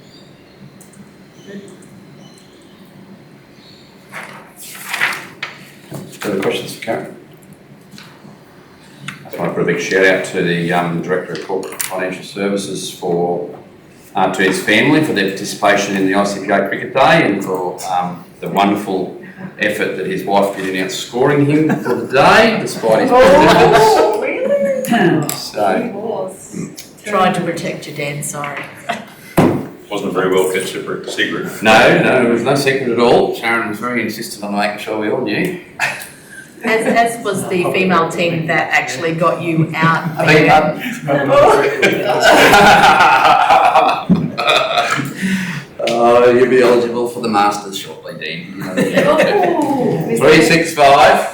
Can I have somebody please move the Aramac Borough District Report be received? Councillor People, seconded. Councillor Arthur, those in favour. He didn't hear you, you didn't want to hear what Sharon had to say. I said the all-female team were quite ecstatic when they actually dismissed you. They were, but it was only run out.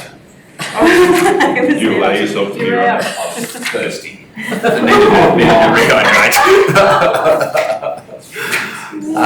Peoples and Arthur have moved, thank you. Those in favour? Carried 7-0. Paul? I'll just take my report as read also, but I will add the Harry Redford Committee held a meeting last Thursday and it was decided that the 2024 cattle drive would be cancelled. Due to some fair few contributing factors. So, yeah. Was one of those numbers? Yes, yeah. How many? We had 22. And we were aiming at 30. 22 paying participants. Yes. Yeah.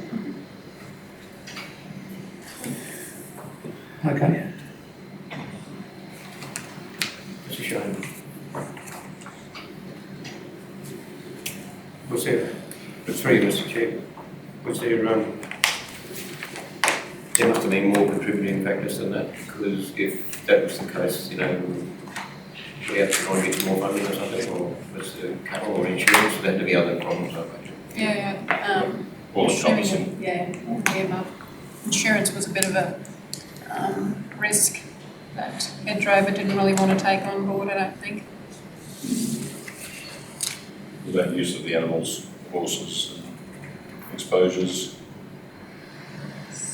So was this to celebrate some 40 years or something, is it? Sorry?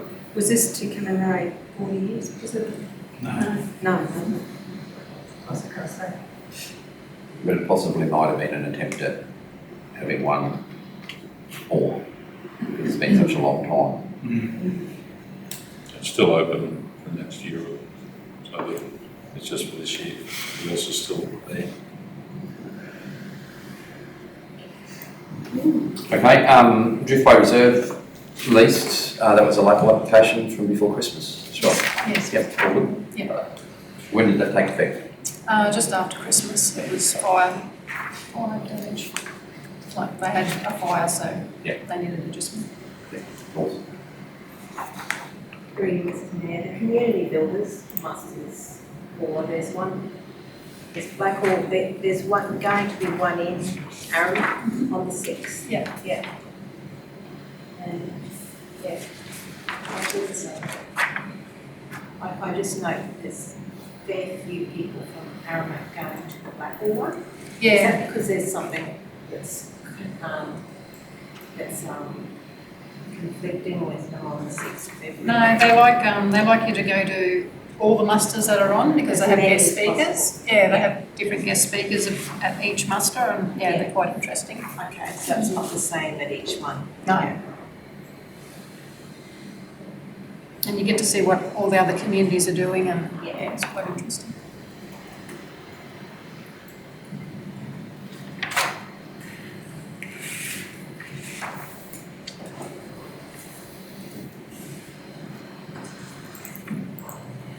Further questions for Paul?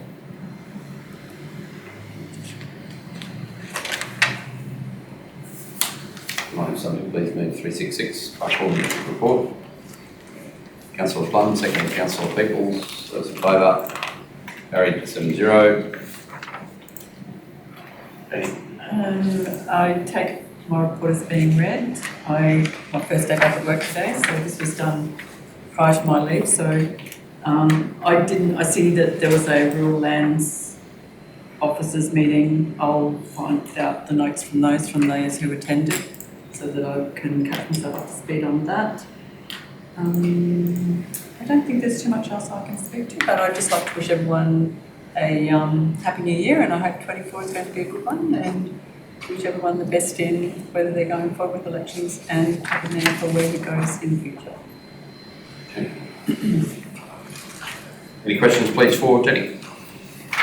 Through you, Mr Mayor, I've just realised it's first day back, Jenny, so you probably wouldn't have heard any. I was going to say, have you had any feedback from the community just in the last few weeks about the weed in the rec lake from swimmers? I have, so, but yeah, you probably haven't had a chance, just first day back. So. Through you, Mr Mayor, to Councillor Rogers, the person acting in my place said there has been someone come forward about it, and he said he explained to them the cost involved in doing this is exorbitant, and we're trying to look for an alternative that can be a full-time fix. But just on that note, on my holidays, we were in New Zealand, and there's a lake over there that isn't used for that same reason, because of a weed growth in it, and boats won't go in there because it does wreck the propeller. So it's not just unique to our water course here. So it'd be interesting to know what others, so I'll do some research about what others use, rather than just the cultivator, because getting that back every time is just not going to be effective either. Thanks, Jenny. If I can just add, we have been in touch with that Hudson contractor, and he's letting us know when he's available, and then when we have our community meeting with the users of that park, we'll be able to fully address it then. I went down there to have a look and went in, and there is, like, the worst thing is that there's a lot of weed in the beach area, so which is where everyone, the kids and families want to swim, so it is a big problem. And through Mr Mayor, I went up and looked when they were using that cultivator and how close they can get in with that. And there's a lot around the pontoon area and that area which they wouldn't be able to get into, so something more long term. There was a conversation held that Sleepy Cod could fix that. Do we investigate that side of it? You stop with Sleepy Cod and they supposedly eat it out. That's probably an alternative. Sooty growing, they're the same thing.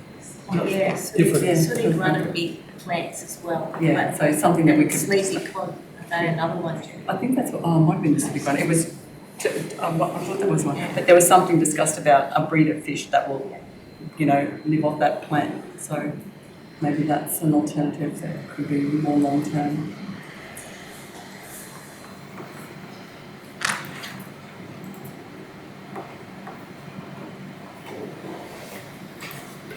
Further questions for Jenny? I'm not sure if this is Jenny, because it's part, thinking about the mowing. Have we started using the big mowers for the road slashing? Not the roads, we used the airport. We haven't used the big one, we've used just the normal slasher. This, weren't we going to use the big mowers slash out there? I'm not built for it. The bigger areas like the airport, rec reserves, all those. Those places. ones too rough. Roadsides are too rough. Like the roadside, say, on the way in Alpha opposite Settlers Park, where it's virtually a lawn, different story, but where you got buffalo grass, habitual grass, and washed out road ribbons, that you're going to smash it. That was my recollection of it. We were given a demonstration on the screen here 2 budget meetings ago of big slashes, wide area slashes, but we haven't yet gone down that track.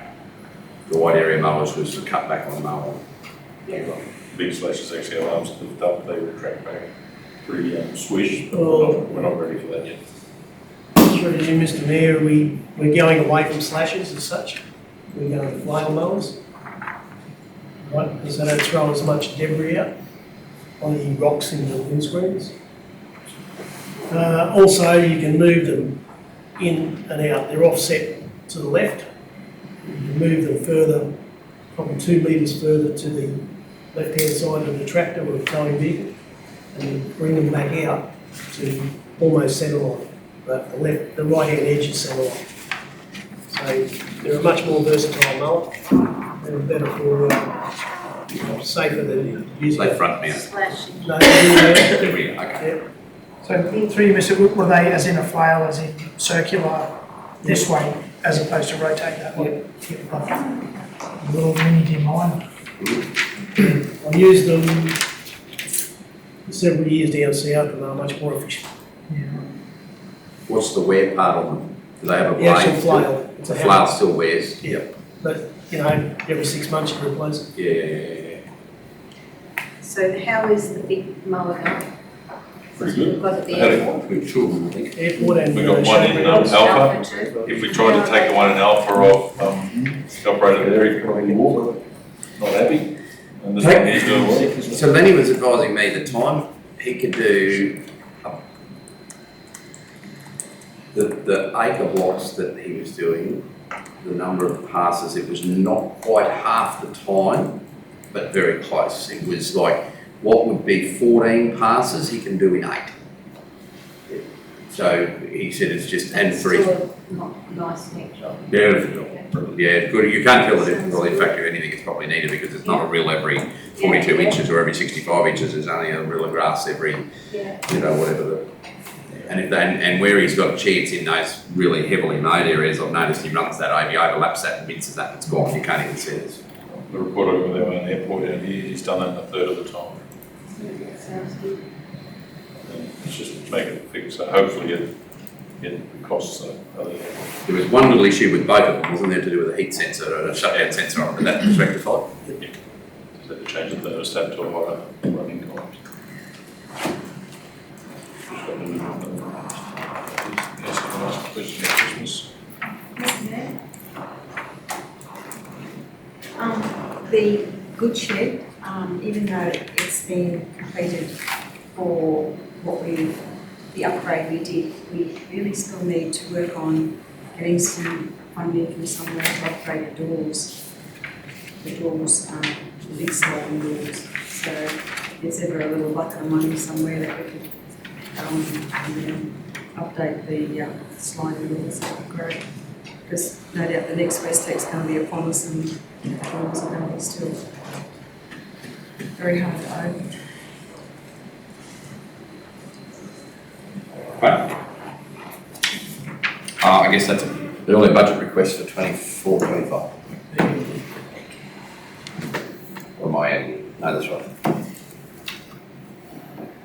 Okay, any further questions for Jenny?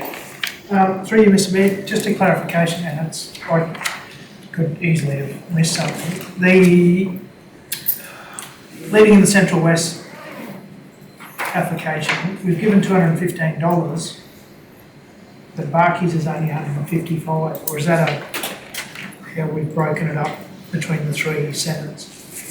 To you, Mr Mayor, that's the fee waiver for the value of $250 for the hire venues in the Barcaldine, Aramac and Alpha for the free workshop. So that's the total value of the three. Haven't we got 137.50, 137.50 and then 150?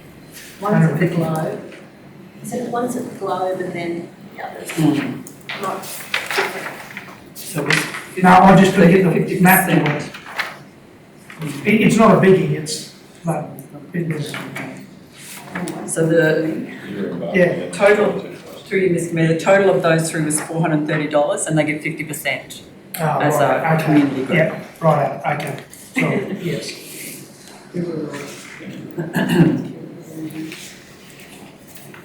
Just having a It's might be 3 o'clock in the afternoon, but they're not going to sneak one past your district manager, Lawrence, are they? They're going to get your fingers wrong. All right. Any further? I can now direct your attention, councillors, to agenda item 368. Can I have somebody please move the community engagement coordinator report be received? Councillor Plum, seconded Councillor Hanson. Those in favour? 7-0. Lily, anything you'd like to direct our attention to? Take it, Beg your pardon? anything you'd like to direct our attention to, or taking it as read? I'm hoping that you read it. They've all definitely read it thoroughly, probably 4 times at least. Well, if that's the case, So, Mr Mayor, does anybody have any questions? well, the thing is, I want to say that the initiative to get different opportunities and different things off the ground that was showed with the 12 days to Christmas is fantastic. Obviously, we individually and as a council can take some learnings to improve and expand upon that, but the positive and the good from that, from my perspective, really outweighed any of the issues that we may need to resolve moving forward around, the buy-in, the uptake within the broader community outside of Barcaldine, and all of them things are things that from this pilot now becomes the opportunity to address it. If we hadn't done it, if we hadn't even tried, but we wouldn't have known what the issues were, we wouldn't have known the positives either. So, yeah, well done on that, and I'm obviously not going to be a part of it, but as we move into the next Christmas period, to sit down and take the learnings from this and build a more, a different program, but based on the ideas that you obviously put in the first one, yeah, that'll be great. I think it could be a really catalytic thing for the whole district moving forward. So, and I'm aware that there was at the community forum a little bit of discontinuation about it, but I think I just want to express to you on behalf of us that I thought it was still showed initiative, and we got it done, and we'll take it and make it bigger and better next year, this year. I appreciate that, thank you. And also to everyone else that helped us. It was a team effort across the way, so thank you.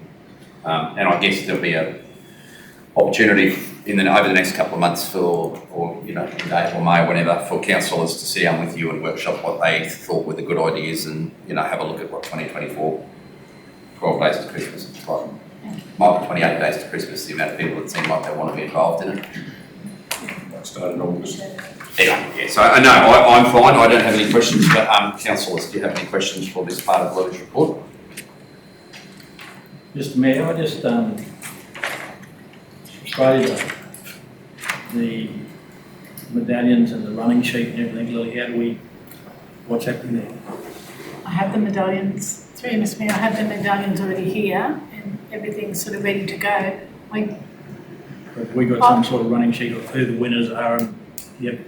We just haven't released them In a yet. safe place at the moment. That's all right, as long as we're going to get something so we can present to. And also, we would just expect with the weather situation, I was told that it might change, things might change, so basically getting heads up. If it changes location or any get cancelled, well then those.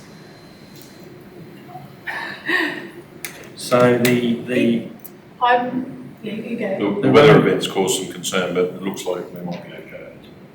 the running sheets that we're getting, when are we going to get those so we can just have a look through them? And Well, I wanted to give you something that was up to date. So following after today's meeting, when I knew what the situation was, if anything was, and we could actually confirm actual place. So to give you a day, I would say tomorrow. Tomorrow you'll get something. Okay. So Aramac's on Thursday night. So Who's coming to Aramac?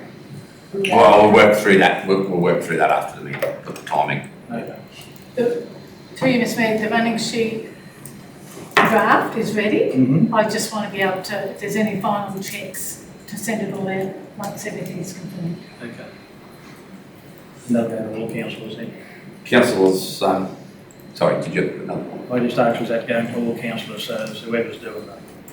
Just in case somebody has to fill it, like especially given the weather forecast, it's better that all councillors have a copy of it, Yeah. because you could be thrown in the deep end with a minute's notice. So if you've had a chance to read it, and if everything, it's not going to happen, but if everything had have gone the wrong way, well, I might do a Facebook live post, or if someone's in Buckhall and I'm not, they might be able to jump in front of Aaron's camera and do a Facebook live presentation so the whole world hears about it at the same time. There was one other point, and it wasn't a question for Lily. It was a conversation at the last meeting. I can't think who quite raised it. I just want to direct your attention, councillors, to page 188, the street sweeper signage. There was a conversation around whether that was an additional cost to the street sweep, but that point's been clarified. The design's been done based off our Friday shirts by one of our normal designers. So yeah, that's a straightforward. We just have to pay for that design cost. The actual cost of production and application was included by the company with the street sweeper. So maybe you and I were having a talk about that, querying that, Lily and Shane clarify that. What was the cost of the designs, Matt? The number. 400. How much? Yeah, it's in there. Sorry. I don't think No, that's there's no figure, it was just, it was covered. See, I did read it. No, it is there. It is there. Not a lot. 490.88. It is there. No, it's not in my copy, Mr. Chair. Might be somewhere else. So, yep, that's good value. Could I draw council's attention to the 2024 events? There is a heap of work. Obviously, we've got the 2nd of March, 4.0 ball, which is the tree knowledge ball. You've obviously got the Trailblazers she's got there. The circus that's coming in. Obviously, the Harry River Drive change. But there's a couple of big events here that sort of come around through discussions.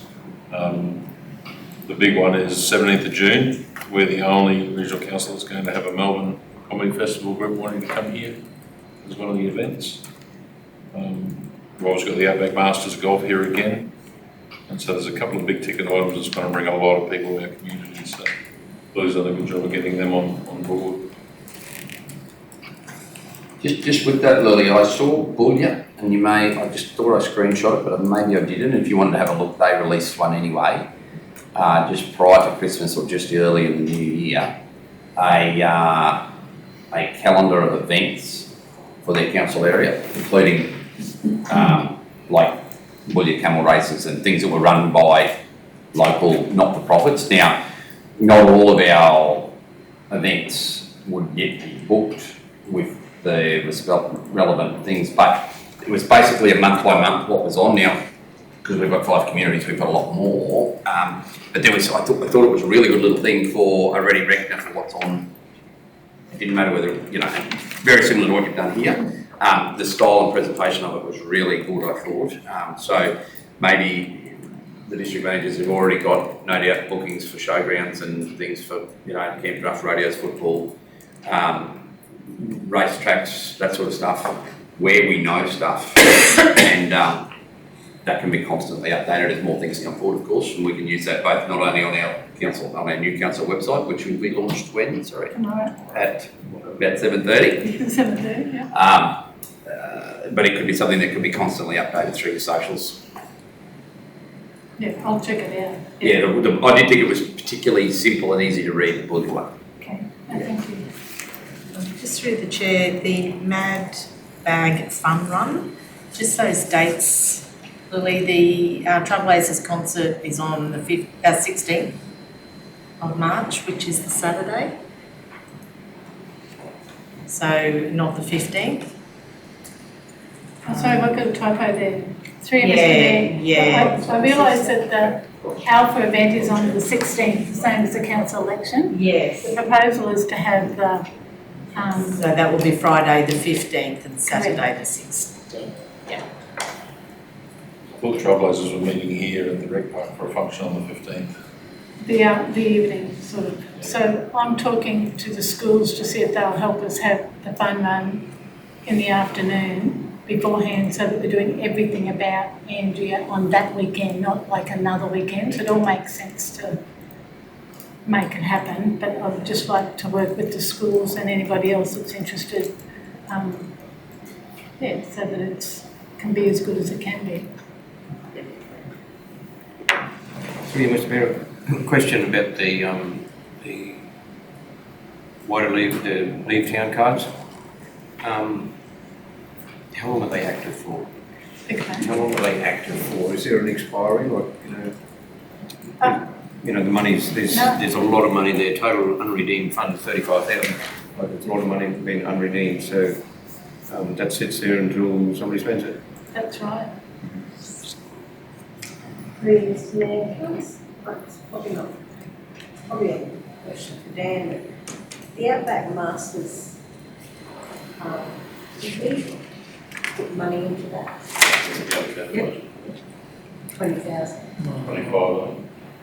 I don't know if we did allocate budget specifically for it. We have in previous years, but I don't know about this It's time. in July, so it's I didn't flagged. think we had really made a decision to Yeah, I give don't think any we've made a money. decision, council was, not for this. No. County Council we did. Previously, there was. If we were going No, to, we, does that go to our local club or does it go to somewhere else? local club runs it then. We did, it has come to council. Definitely. It was approached, there was a letter in, we agreed. Whether we put it in the budget or not, We no. agreed to be part of it. I don't know about the money, we agreed with the Masters, but like it wasn't. Because it's actually July, so it's the new budget. Yeah, that's right. Well, we committed, and I'm sure we were briefed on the financial side of it. North Australia. Let it Just, come. the thing I was wondering about is with that money, does it go to them or does it go to our local club? The money? Goes to them. It's not out yet. The local got benefits by catering.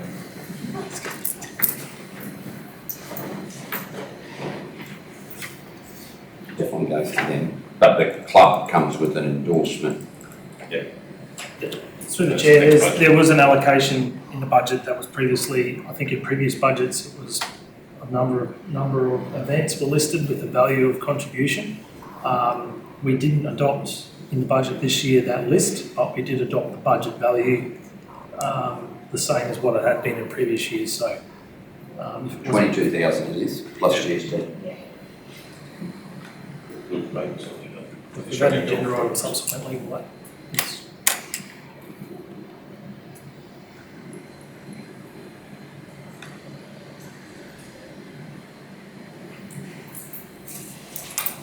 If we go down a little bit further, the Galilee's got approved. That was a concept design with Councillor Arthur and Councillor Rogers. So we talk about RDF and arts and culture, about the hidden talents around the region. So we've flagged through Lily to work on whether we've got something like, the regional idol, and Councillor Arthur was quite happy to be the Simon Cowell of the group. But we haven't got any further yet. But we're looking at how that would work to bring all the talent together in some form of regional recognition of what we have. It doesn't have to be singing.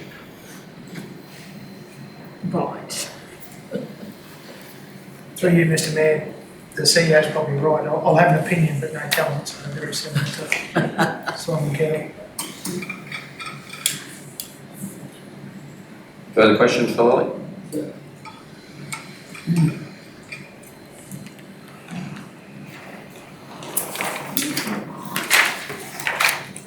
No more?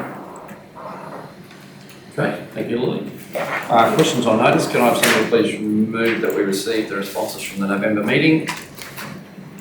Councillor Peoples, seconded Councillor Plum, those in favour? December meeting. December meeting. 7-0, sorry. The information on Facebook folders, it says that there was an attached sheet. Yeah, I'm sorry. There's an attached sheet relative to Facebook folders from within that report. We didn't attach it. So It is that information I asked about last month. just a very interesting breakdown of who looks. Yeah, it was there, we were saying. I've found in a lot of groups that number to be pretty static, somewhere between 35 and 40% of most views are in a lot of the industries for men and anywhere from 60 to 65% female. That doesn't matter whether you're a sporting organisation, a local government, a politician. Yeah, it's interesting, isn't it? It is very interesting. Across the board. Yeah. Even, we've not got longer. That's right. Will that attachment have to go up in the minutes? Yes. We'll get one. Okay, questions on notice received, questions of notice for this meeting, Councillor Pickles. No, I'm good, thanks, Mr Mayor. Councillor Gleeson. Mr Mayor, I brought it up before, I don't want to throw anybody under the bus, but I brought it up before about the signs on a gravel pit on the Port Wine Road. It's still, yeah, there's still no signs. Still no signs, and there was I was talking to a local resident there only very recently, and I was still concerned about it. I'd just like to bring it up again, thank you. Well, we have actually directed to put them up. So. Sorry? We have actually advised to put them up, but that's happened. So. It's still, just want to bring up this one. So that was a gravel pit. There's a gravel pit in Killarney, it's on the Port Wine Road, Yeah. in Crestbank, Killarney. Yeah. But you don't go around it anymore, you go straight through it. Straight through it. You go straight through it, but you can't see where the road is. In the dark, you can't see where the road is. Because it's all white. Everything's white. I was through there the other night. Yeah, it was through there only a couple of nights. Yeah, I've been through there. But anyway, yeah, I just want to bring it up because the person that brought it up was our recipient the other day. Been living out that road all his life, and he's asked me to bring it up again. Please. Thank you. Thank you. Councillor Hanson. Good, thank you, Mr Mayor. Councillor. I did have one, Mr Mayor, come to me through the meeting, but it's gone. For the life of me, I've got no Let's idea hope what it comes back in the next few seconds. Councillor Plum. I think I will find, I just haven't seen the feedback from the community consultations yet, but yeah. From generally or with specific relevance? No. Yeah, we've got the whole register there. Town's put it together. We've just got to prove it now and send it around. It's okay, I just thought you might have sent it and I didn't receive it. No. Can you go, Councillor Arthur? I've still got one. No, one of them you answered, it was, had previously been answered about the annual report, but there was something else that come to me during the meeting, and for the life of me, I've got no idea what it is. Did you write it down? I've scribbled a lot of other stuff, I've got lots of figures and... Yeah, give, Councillor Arthur. take a few seconds, Yeah. Councillor Rogers will have it. Right, let's go. I just wanted to, add to what Becky said about the feedback from the consultation. That they are going to also be emailed to all those participants that were there who wanted feedback. We needed an The answer. public that gave us their emails, because they've been asking problems, not asking, just saying that they haven't received any feedback from the consultation, because I think we told them that we were going to. There'd be two different things though. One Becky's after, Councillor Plum's after, is just the notes from the meeting. Yeah. That the people that attended are after even the answer to their questions. Yeah. And also people have asked again about Australia Day ambassadors. And I think after the last Australia Day, I did mention that they were still really keen to have an ambassador, but too late now. But maybe we should talk about that at the next budget meeting or something, or just work out whether everyone is keen to have Australia Day ambassadors back again in the region. I know that they always very much appreciated. So the other thing is the student bursaries. What's happened with the student bursaries? I did advise the community engagement coordinator, but I haven't seen anything come out today. Chase that up. And also there's been community members asking about defibrillators and whether they can have, like, does council have a list of where they are in each of our towns? And I have answered that I actually don't. I don't know, I'll follow it up. But having said that, I think it'd be a great idea if we did have a list, because it's something that I've been asked several times now, whether, like, I don't know whether the QAS have got a list. Yeah, Curious. but also could they give us a list, because it doesn't hurt to have more, for us to have a list so that we know. So we've got some we've put in place, QAS does the rest, but Alpha and Through the chair, Merrimack, you know where they all are. Yeah, we've got a register that for workplace health and safety, so that was where all they are. So when the batteries are due to be checked, when the pads are due to be changed and things like that. So we've done that for Alpha and Jericho and given that to workplace health and safety, so they're aware from that perspective. And Karen, is that available to any member of the public if they ring you up? No, it wouldn't be, Or but not the batteries, but just where they are. They've got the signs up, but yeah, we could do that. Put it on the website. yeah, so they're not aware of Because people some. know there's some here and there's some there, but they don't know everywhere that they are in town, like. And some of the businesses are closed. And some are locked. Buildings. Yeah, like the one at the rec Good. park is locked. Ours are outside, After hours. outside the building. Yeah, but Yeah, Some are. has it got an electronic lock on it, or? the building's locked. And like the out, like the door to the QAS one, You find it. you got to ring and I'll give you Mate, a yeah, code. if you ring 000, they give you the code that unlock it. Yeah, this is the actual, the business is locked. It's Oh, inside okay. the business, yeah. But then there's ones that aren't locked as well within communities, like the Yeah. Settlers Park toilets and, So even to have that information on it would be good too, that these are the unlocked ones and these are the ones that are open, like available for any business probably hours. something we can publish in the Gazette. But that'd be great. Yeah, or we can put it on Facebook, we can put it on websites, we can put it wherever.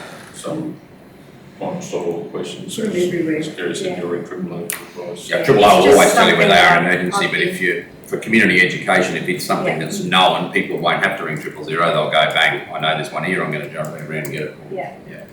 We'll just have to put whether it's inside, work hours, wherever. Yeah. I don't mind putting on whatever media source we do, it's just not allowed, so.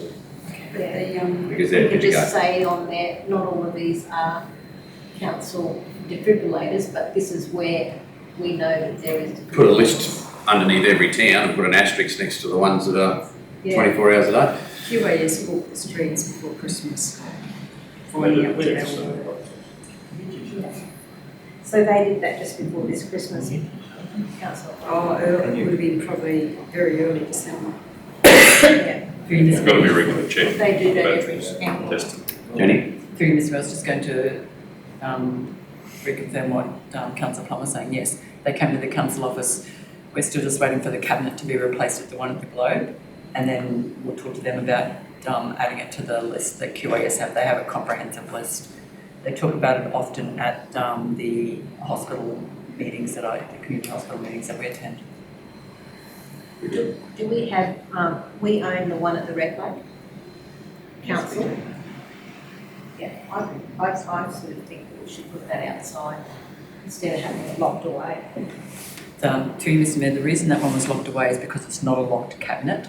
It's Yeah, just a unit that someone can go in and take Yeah, the machine from. That was donated to us by the state school, yeah. and they elected to put it up there. They're not locked cabinets, and the fear of them walking is the biggest issue. Whereas the ones that are in Jericho are, they're definitely, those three are not. Yeah. They're not locked. Or they're not. I don't believe so. I will have to check, but the ones I've seen recently, the cabinets aren't locked. The ones at Settlers Park, the one at the front of the tourism building, you can just That's open in the door. Alpha. It sets an alarm off. Yeah. I'd have to check in Jericho. Through you, Mr. Mayor, we bought 5 locked cabinet ones with Get Ready funding. Yeah. And a I'll lot of take the that on Jericho notice. ones were funded through Of tourism or No. something? No, Jericho Leslie, itself isn't it? were funded by Leslie with her Yeah. Nurse of the Year from That's right. RFDS. And that was both the box for storage and the device. And she just needed council to accept putting them on their facilities and obviously the maintenance of the batteries and so forth moving forward. How do you unlock those ones? Well, I thought that that was a phone call one because they were walked through the Queensland Health, but maybe they're not locked, maybe they've just got an alarm on them. I will check and notify. Yeah, because I think, do you ring triple alarm, do you post? Yeah. And you do with some, and I thought that Yeah. those were the ones in particular that were in that system because that's, like Leslie brought them through when she was still working for Queensland, or working as a nurse, so. We just have to advise whether they're outside or inside locking, because you don't want to race somewhere for 15 minutes to find out that you can't get access to it. That's right. Basically, you just got to know is it got 24-hour access or not whether it's inside or outside because it's starting to get too confusing. All you can do is a list in Aramac, there's 5 in Aramac, the ones with asterisks next to them are 24 hours, the rest aren't, or, like just keep the list as simple and as deconflicting as possible. Bit of a lost cause, they're locked in it, you turn up there and you're in a fair bit of pain and someone's going to try and... Or if someone's stolen it, you turn it. Trouble is, you can't defibrillate yourself. No, You're someone's unconscious. about to, they've still got to make the phone call and everything.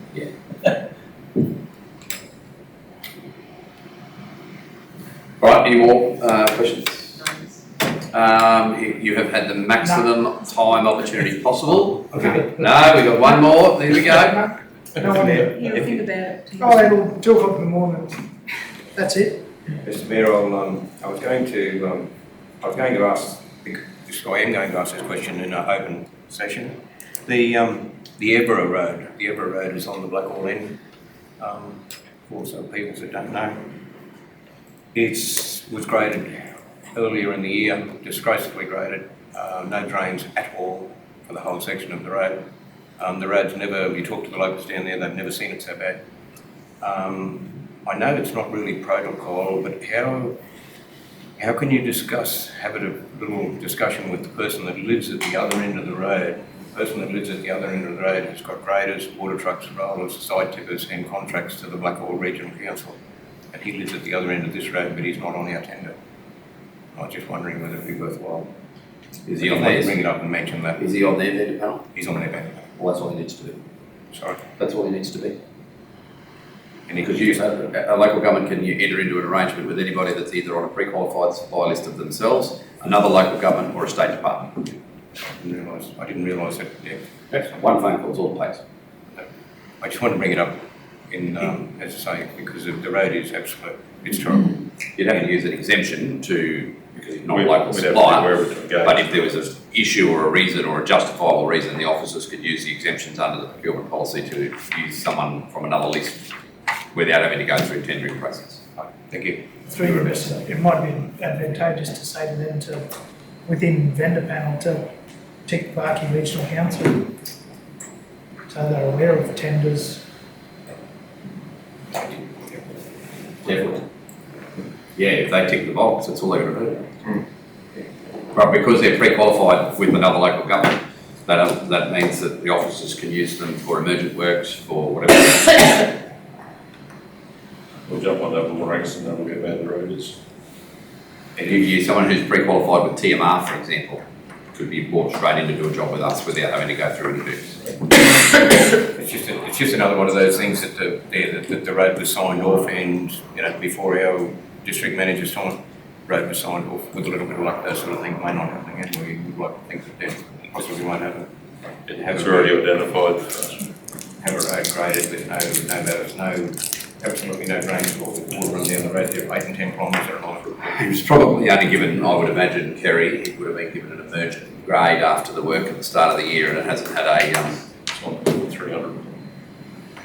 Oh, I was pointing out to Shane that it's on the flood damage list as one of the roads to be done. Yep.